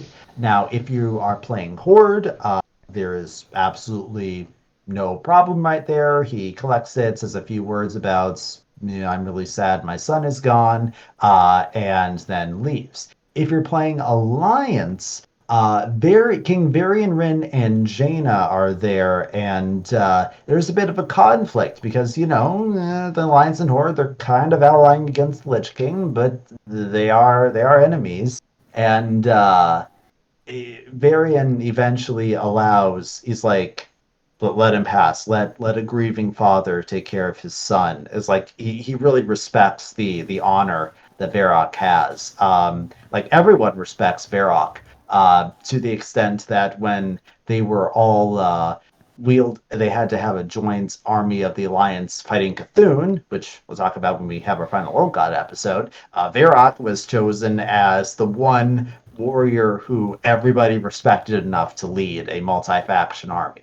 So that's a cool little thing that happens right there, and it's a big character development moment for Varian because he grew up like his dad was killed by an orc trader and everything. So like he very much dislikes them, thinks they're all evil and everything, and it's a bit of a character moment for him where he's like, maybe there is some honor in the Horde that we can mutually respect there.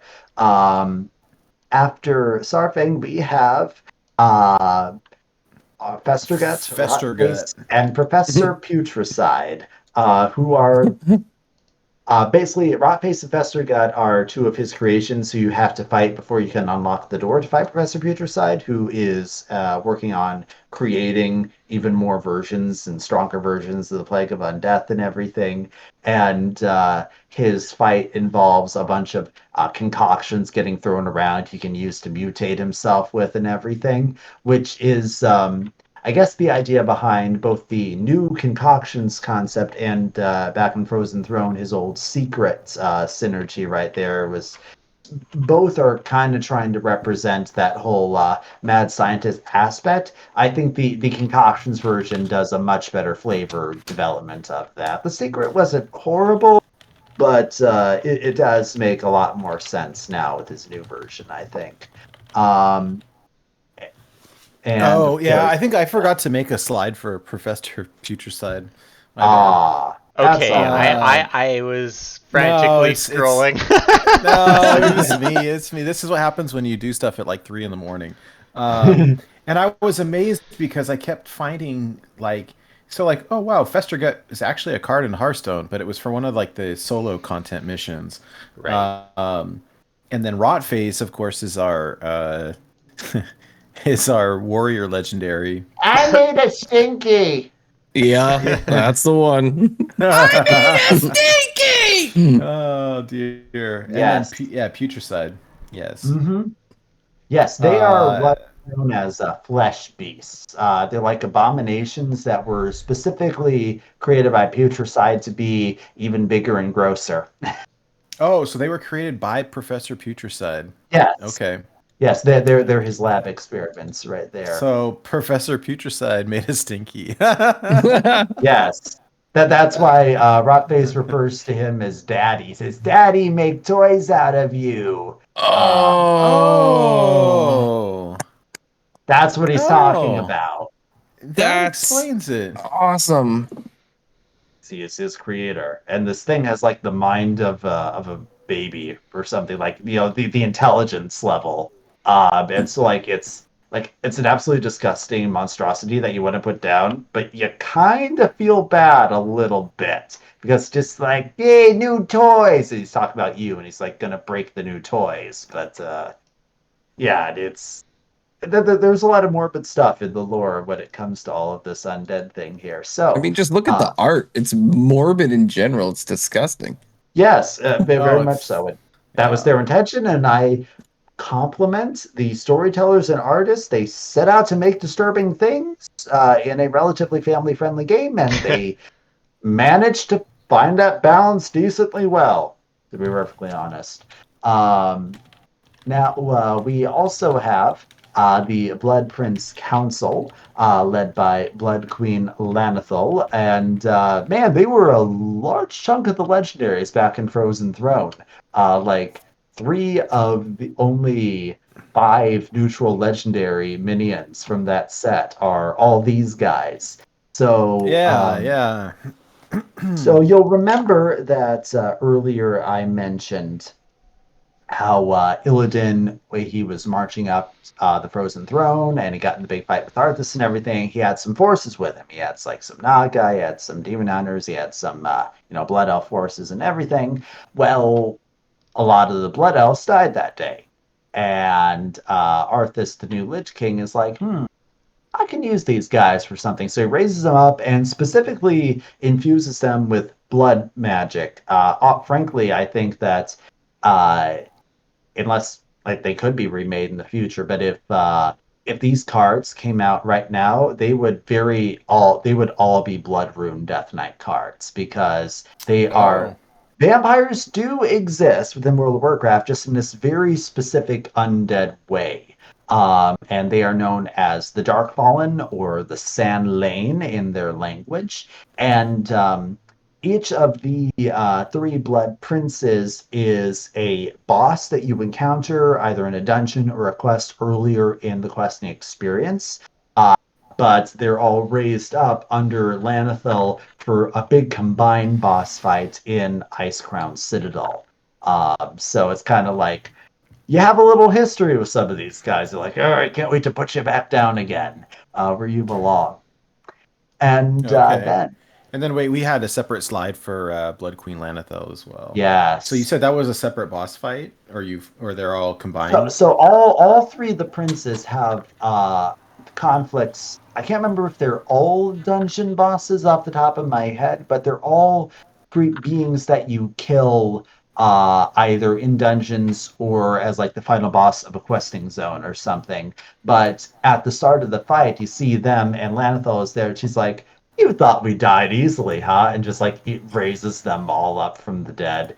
And then it's they are as the council singular fights in Icecrown Citadel.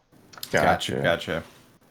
And then very iconic image is Syndragosa, not the least because she features prominently in the big cinematic for Wrath of the Lich King. If you remember, where Arthas just goes out Frostmourne and he cracks the ice and raises her up from the dead. Fun fact, Syndragosa used to be the mate of Malagos, the leader of the Blue Dragonflight. Way back in the War of the Ancients, when Deathwing went crazy and used the dragon soul to kill a bunch of the dragons, the Blue Flight was especially devastated. Syndragosa got thrown by the Force all the way up to Northrend and died, so her body is just trapped under the ice. And then the Lich King eventually sensed it, and he's like, I sense like a very angry dead dragon presence down there. And I want it. I want it. Yes, and I want it. Exactly. That's exactly what happened. Wow. Horses, dragons, oh my. Mhm. And in Hearthstone, Yes. Arthas. Yes. Right, Arthas right. is a Hearthstone exclusive, but such a brilliant pun. I don't begrudge them of that. Yeah, that was pretty funny. And now moving on, I believe that's all the legendaries we're talking about. Time to talk about a few more general undead categories here. So, Nate and Blue, what cards are we going to be talking about next? So the first one I have up is just like it's just the classic kind of zombie or ghoul, right? Just because it's such an iconic image, and our buddy the Rotted Zombie uses this image as his persona. So I wanted to touch on it real quick. We see the artwork for this throughout a bunch of different cards in Hearthstone, so I thought it was worth mentioning. Yes. Well, I'm afraid that I have some very bad news for Zombie about the implications of that then, because these are the ghouls and zombies are the bottom of the barrel when it comes to the undead scourge. Of all the undead, It's the peon. worse than the peon. So ghouls are swarming, mindless cannon fodder. They have unstoppable stamina, though, and they revel in combat with living beings. They're cannibalistic in nature and replenish their health by devouring the flesh of the fallen, which is where you get that flesh-eating ghoul, one of the original cards that says whenever a minion dies, you gain an attack. That's what that is referring to. the secret to their creation is kind of a well-kept secret. It's known only by the Scourge, some Death Knights like the Ebon Blade who are not a part of the Scourge, and a few Necromancers. So if we're doing ghouls, maybe not quite so bad, but zombies are even more mindless. Like, they are very weak in their bodies. They literally need to be directed by a superior will, like the Witch King, in order to do anything productive at all. Because if you leave them alone, they just aimlessly wander around, acting purely on animal instincts. So yeah, Do they basically, go nom nom? they would probably go nom nom on anything that you stuck in their mouths, honestly. If you put a stick in there, they nom nom on that. If you put their own arm in there, they would probably nom nom on that. They're just like You they're like can't people. see. Yeah. I'm shaking my head, Nate. Not at you, Goliath. At Nate. Yeah, I so, wasn't me that said it. No, that was sorry. Hydra. That's. I'm sorry to our friends zombies go nom nom, but the, great. the name that you choose for yourself in lore does not speak of high capability or intelligence. Just saying. Yikes. No bearing on We you as a still love person. you. We still love you. So next we have looks like some trolls. I've always loved the trolls. It's like, it's like you said before, Goliath. It's like you push like a certain caricaturized stereotype, and if you kind of cross that line, it becomes offensive. But if you kind of stay within it, it becomes endearing. And I think trolls are very much endearing. King Rosticon is one of my favorite hero portraits. Maybe not for the art so much, but the great voice lines. So we've got here Drakari Defender and Drakari Trickster. So we're talking about the Drakari trolls, and these were a couple that popped up, right? But like you said, Blue, these are for years. My brother and I, any time like we'd see each other, it was like, "Who you want to kill?" Or what's the shield master say? Tazdingo. Yeah. I remember back in the day, I loved clicking on the trolls in Warcraft 2. Joan Dax. John Dax. Yeah. Juan Dax. Who you want to kill? Yeah, they are really fun in that sense. And there's a lot of different types of trolls. In fact, one of the things with the idea behind the Rasticon's Rumble set was they made up this story that, like, once a generation, all of the many different trolls get together from all over the world and have this one big arena fight that they call Rasticon's Rumble. And so one of those is the Drakari. You may remember the name not only from the couple cards that say Drakari, but anyone who has played Akali the Rhino says, "Free little Drakari." So the Drakari are the ice trolls. Up in the north, they had a city by the name of Zuul-Drak, because that's how trolls name cities. Everything is Zuul, and whatever name you are. You're Zuul-Garup if you're the Gurubashi. You're a Zuul-Aman if you're the Amani. You get the pattern here. And so the Ice Trolls, the Drakari, and a couple outlying tribes that aren't officially Drakari but also live in the same area, but the Drakari are the ones in charge of all this. They're one of the first organizations to suffer under the Scourge, even when the Lich King is just getting started on all of this. To the extent where they literally turned on the Loa that they worshipped. Now, as a recap, Loa are just various different types of powerful spirits that trolls worship. Many of them are wild gods in the same vein as like the ancient guardians that night elves and druids call on, like Balorn and Cenarius and Ursoc and a whole bunch of those. And of course, we have many different Loa who were legendaries from Rasticon's Rumble. Akali, the Rhino, is one of the Loa who was up in the north with the Drakari. Problem is that in order to fight against the Scourge, they decided, hey, let's kill our gods and absorb their power. And so Wow. All they right. turned on their Loa, and that's why Akali is telling them to flee, because like he wants revenge right here because they turned their backs and killed him, tried to steal his mojo. And so a lot of for the shaman class in March the Lich King, it's leaning into a lot of the scourge Drakari, the ones who were raised as blighted trolls. We have one of our legendaries is Overlord Drakaru, who is an undead ice troll and serves as he was basically promoted by Arthas after he successfully took over an important keep in Azul'Darak, and he was tasked with subverting the local trolls and making them into an army of blight-fused trolls. And you have some run-ins with him over the course through quests and dungeons and raids.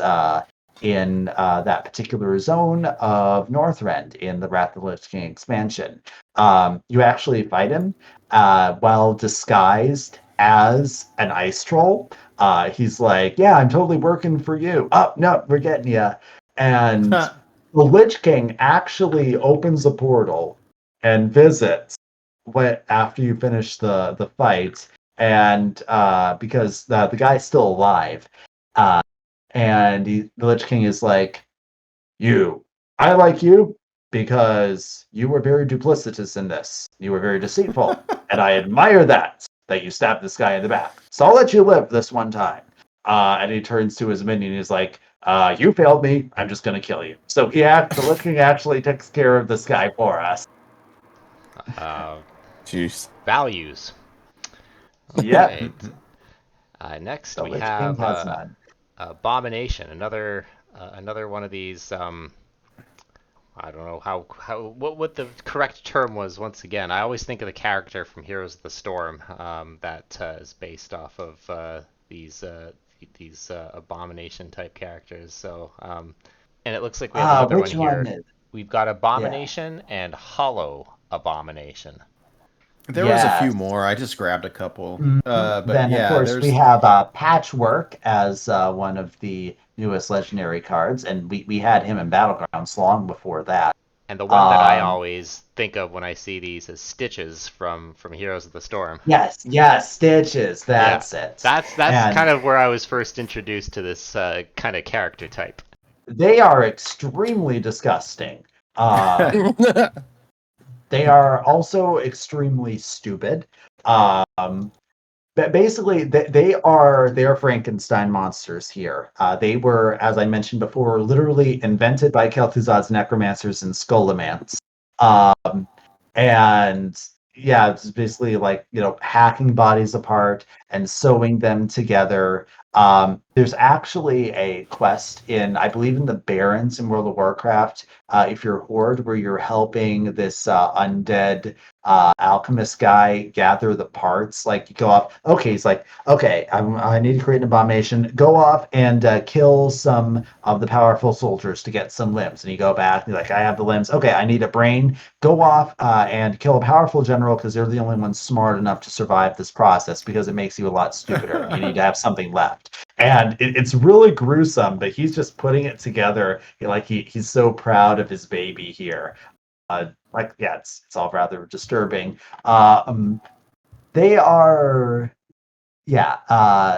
very dangerous. Like, they're lumbering, but you can see, like, with the multiple limbs, they can wield a bunch of axes and stuff. And like, even though they literally have their guts spilling out a lot of the time, they're very durable somehow.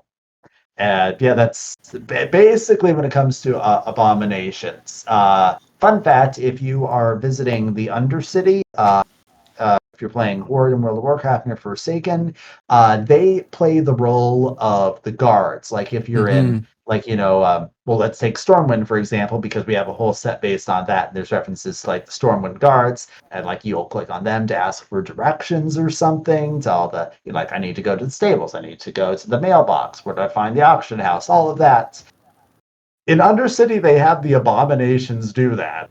That's And right. somehow they're smart enough to direct you everywhere you need to go. That doesn't quite make sense, but okay. Smart enough to be an NPC, but not Yeah. much else. Yes. All right. Next, we have 2 cards on display here. We've got Valkyr Storm Claimer, Soul Claimer, excuse me, and Virgul. Yeah, so this is for the Vykrul and the Valkyr.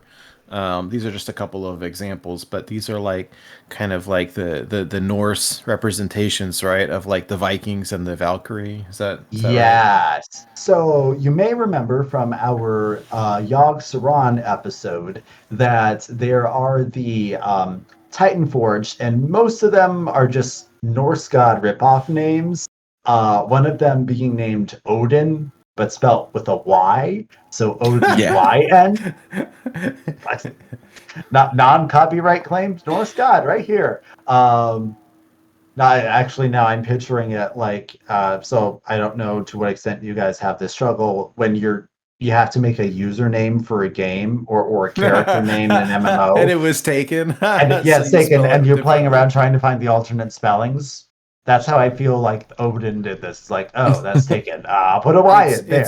So fun It's fact. Blutrane, but we use a 3 instead of an E because the Well, so fun fact, the way I spell my name is for that reason. I used to, when I first used Blutrane as my moniker, I did have an E, but it was taken because the amalgamation of the record Blutrane just spelled like an actual train on track. And John Coltrane, the saxophonist who made the record, who spells his last name Trane, there are people who use that name. So I took off the E and that kind of stuck. But yeah, if it's taken, I'll replace the B with a 3 or like a pipe and a 3, and I've gotten pretty creative with it. But yeah, so I understand. Odin with a Y. Wasn't yeah, it? and So at any was it? rate, And Loken. Loken, and there's Tyr and Freya and Hodor. What was Thor? What was the Thorin. name for Thor? Thorin. There you go. Often Yeah. when there's a new game that comes out and I'm not even sure I'm gonna play it, I need to log in on day one and make my name.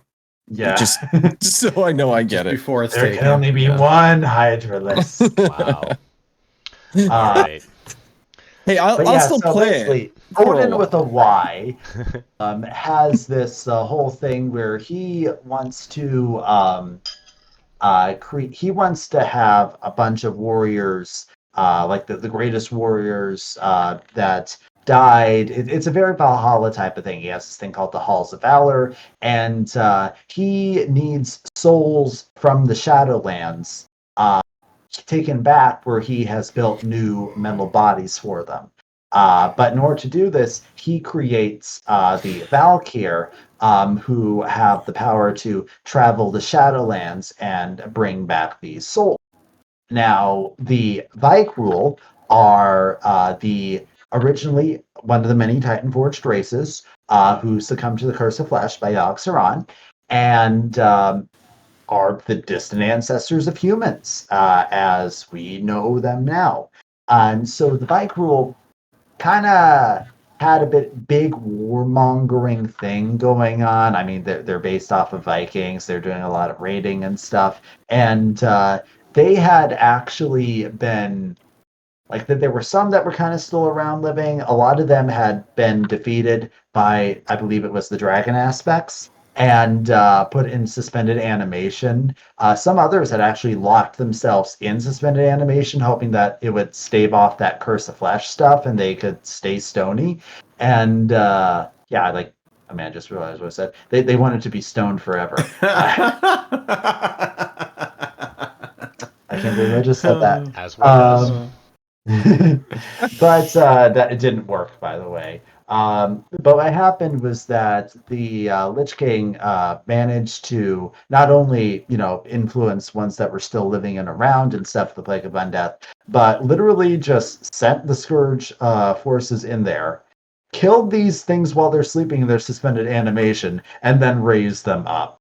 So there's a lot of the new Death Knight cards that are these guys, basically undead Viking ghouls. Some of them are made that way because they lost duels of honor, and like that's the dishonorable fate that you get made into the shambling zombie-like thing instead of getting to be a more like powerful necromantic infused warrior or something.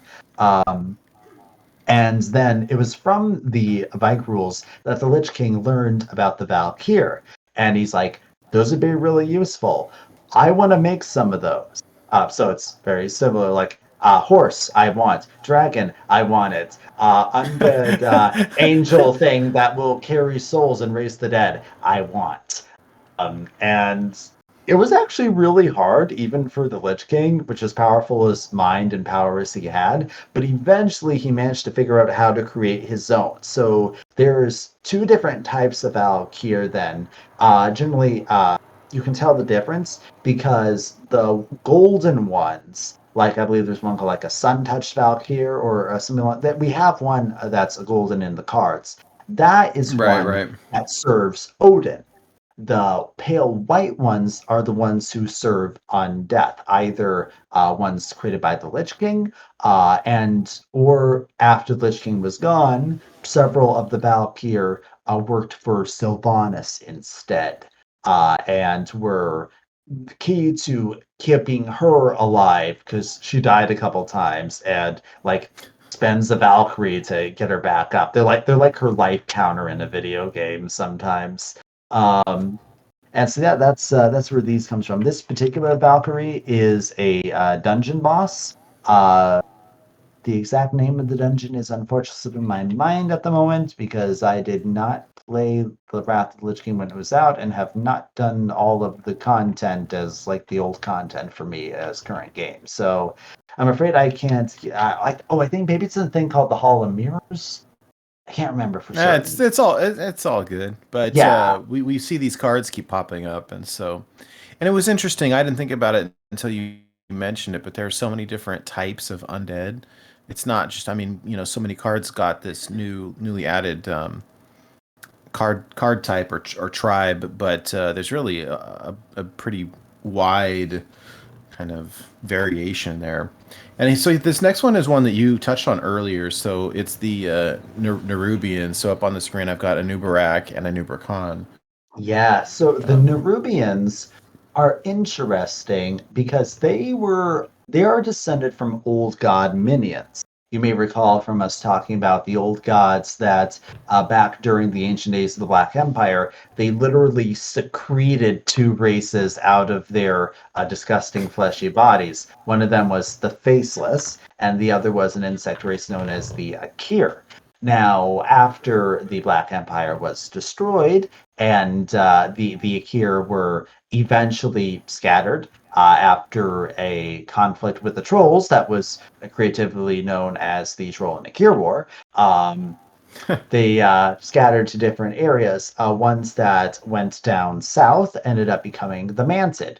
Ones that went to the west ended up becoming known as the Silithid, and ones that went to the north became Nerubians. Now, the interesting thing is that the Nerubians eventually just no longer worship the old gods. They somehow overcame their very origin and nature. Don't exactly know how or why, but they're like, Yogg-Saron is right there in Northrend, and they're like not acting as his minions or anything. They're very much their own society and civilization. And yeah, and under a Nubarak, and they're all doing pretty well until Scourge decides that like they want to kill them and raise them undead and everything. There are a couple dungeons that take place. Arthas as the Lich King is so much, reminds me of Archvillain Rafam, right? I like your deck. I think I will take it. Yes. Well, one thing, yeah. But one thing you can say in the Lich King's favor, he is an equal opportunity corpse raiser. I mean, it doesn't matter what race you are, he will make you an undead minion to serve him unquestioningly and dominate your mind no matter what. That is equity right there. There are actually a couple dungeons in Wrath of the Lich King that take place down in the underground city of Jol-Nerub, and which originally was going to be a really big zone, but they ran out of time and had to cut that from the game. You can find like some people on YouTube will talk about like the lost files and stuff that they can see. Oh, here was stuff that was going to be in the games in the files, but they had to cut it. So, but there are a couple dungeons there. That's actually where Hadronox comes from. Druid card. Yeah, he's that's what he like, why is this giant spider in with all of the Death Knight stuff? Because he has that particular connection. So yeah, we talked about the basics of all that, but figured I'd mention that there are some non-undead ones that actually serve as your allies in fighting against the Scourge. So it's a toss-up. Just depends on whether they're living or dead. And Okay. Nubarak was the tank they couldn't balance properly in Heroes of the Storm. That vacillated from being completely obscenely overpowered to basically never seeing play. Yep, and unfortunately, his Hearthstone card is nowhere near as powerful and well used. No, that's why when they first printed it, I was like, cool, an Uberak! And then it was like, it's just like random generation fodder. It's like one of those cards you're happy to get randomly sometimes in game for those grindy long matches, but like, Yeah. not generally something that you're planning around. All right, No. and last but not least, we've got Kel'Thuzad and Bone Lord. I cannot read anymore. Frost Whisper. The Yes. liches. Yeah, so we're going to talk just a little bit about what makes a lich a lich. Now, fun fact is that Bone Lord Frost Whisper is the lich version of Ras Frost Whisper, who we had in his human form back in Scholomance Academy. You may remember that he had this really hardcore story about like slitting his own throat on holy ground in order to become a lich and stuff. He was like the most diehard emo I want to be undead guy that you can get. But for liches in general, they are among the most powerful types of undead. Specifically, not only necromantic magic, but they have a large investment in frost magic. So it makes sense that you have a guy with like the name Frost Whisper. I'm pretty sure that wasn't actually his original name, just a name they took on as a lich. Otherwise, that's one hell of a coincidence. I mean, that's like naming a lion Scar, and he eventually gets a scar on his face or something, you know? Liches are important in that they are very, very difficult to kill because they're tied to something called a phylactery, which is basically an object or a container that their soul is bound to. It's what anchors them to the mortal world, and it's actually they don't have undead forms that are like risen versions of their living forms. You may notice that a lich looks absolutely nothing like how the person looked in real life. That's because the phylactery literally creates a form for them. So it's a completely new magical body that they are inhabiting as an undead. And it's part of what makes them so powerful. They generally like float above the ground. They tend to be generals commanding things like Kel'Thuzad commanded Naxxramas. They're like, the next step up for the Lich King. They're huge too. I mean, they're like gigantic in terms of size. Like, yes, not like a normal human. if you're going like to have a tall magical right? spellbinding object create a body for you, you may as well make it a large, impressive, imposing one, right? Go big or go home. Yeah. Yeah, really. Fun thing about the personalities of liches is that they are so power hungry and devious that they're constantly jockeying for power among the Scourge and trying to defeat each other in subtle political machinations. So basically, they have like this whole bureaucratic, like backstabbing court politician stuff going on between them. Like, now I'm the Lich King's favorite. No, I'm the Lich King's favorite. Like Every undead wishes they were Lich, and every Lich wants to be the top Lich. Relatable. It's funny. Yes. And then, of course, just a brief touch on exactly what Death Knights themselves are as a class. I don't believe that we have a slide for this, but occurred to me that this is something that's probably important to talk about here. So, Death Knights very specifically combine martial prowess with the dark magic. That's exactly why the Lich King wanted Arthas in the first place, because he was really good on the battlefield. He was a good physical fighter and stuff. And they are raised in a very particular way, infused with these powers. Generally, like I said, the blood, frost, the unholy. They are very difficult to kill.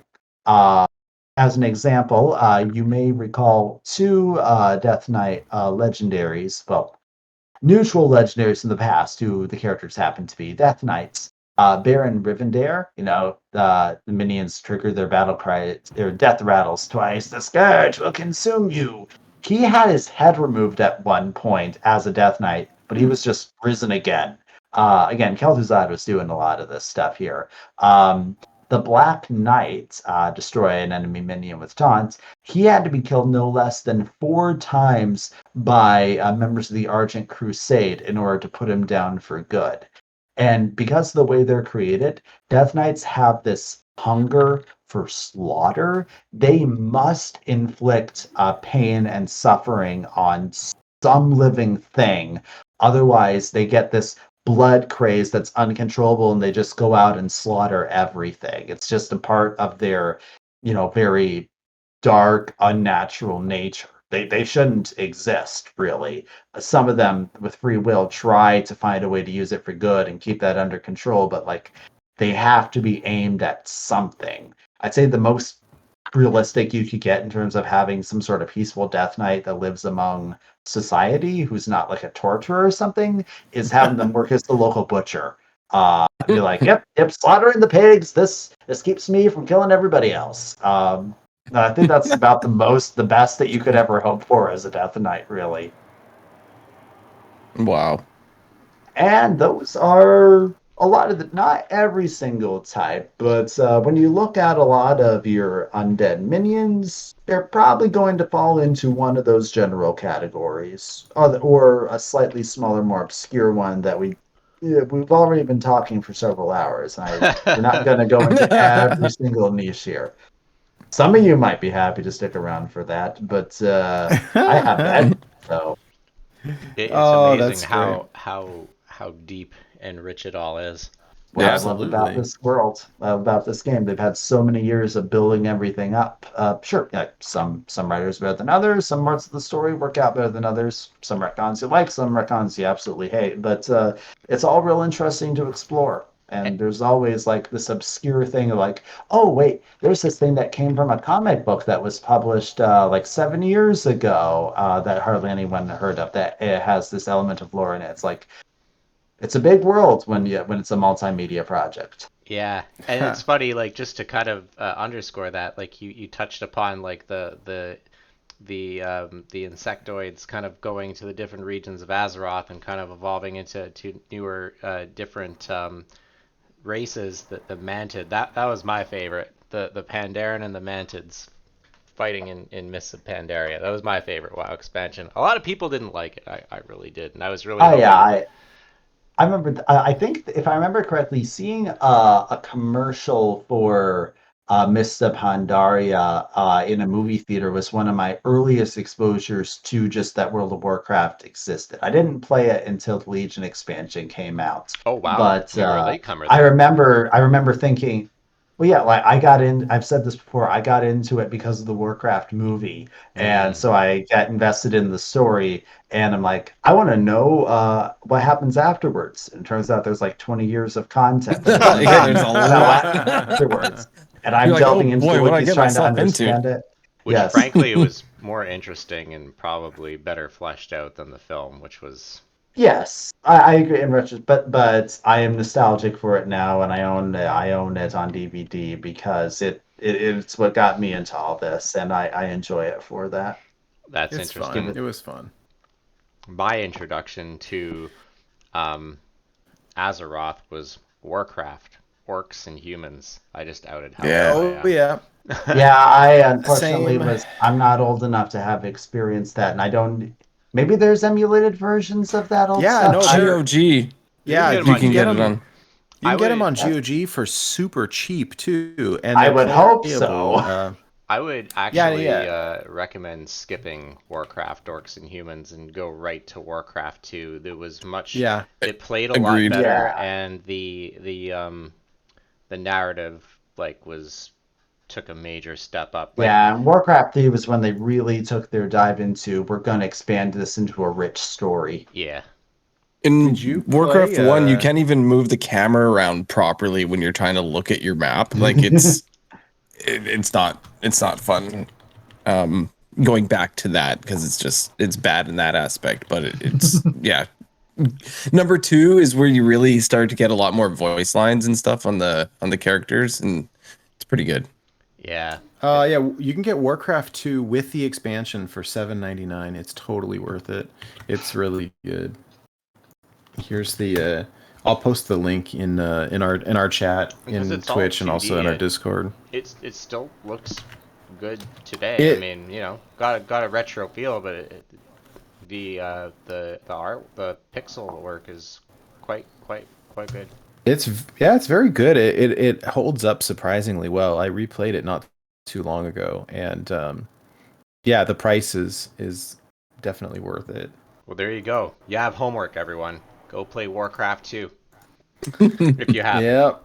Oh yeah, no, it's super fun, and meanwhile, yeah, I'll be playing Warcraft 3, which is also very fun.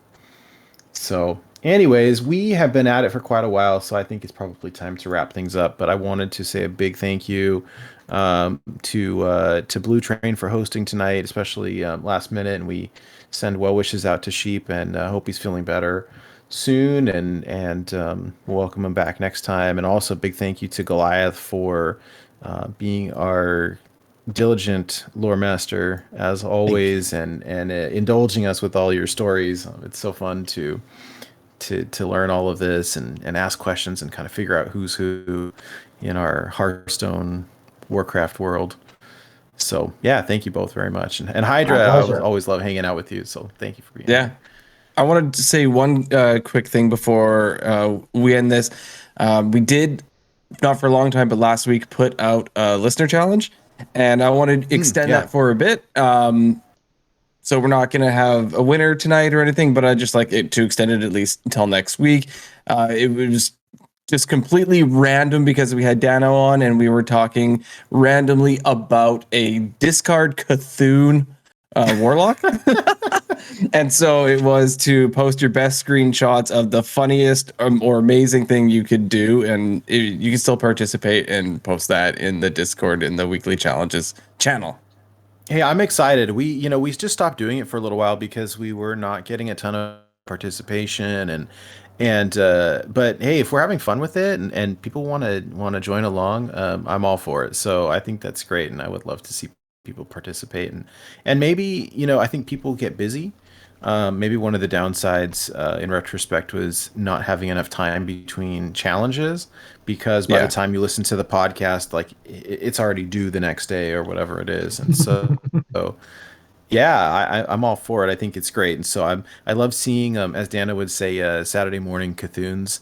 And so keep them coming in the Discord. And yeah, links to the Discord are again on our website, borntobewildhs.com.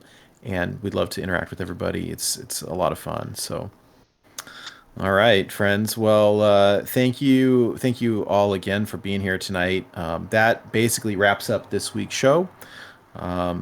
So, yeah, I don't really have anything else for you. But for more wild content or to see where you can find us individually, please visit us online at borntobewildhs.com. That being said, we will see you next time on another new episode of Born to Be Wild. Take care, everyone. Thank you. Or let's say Bore To be. Or To be. Wild. Insert real button here. Wild.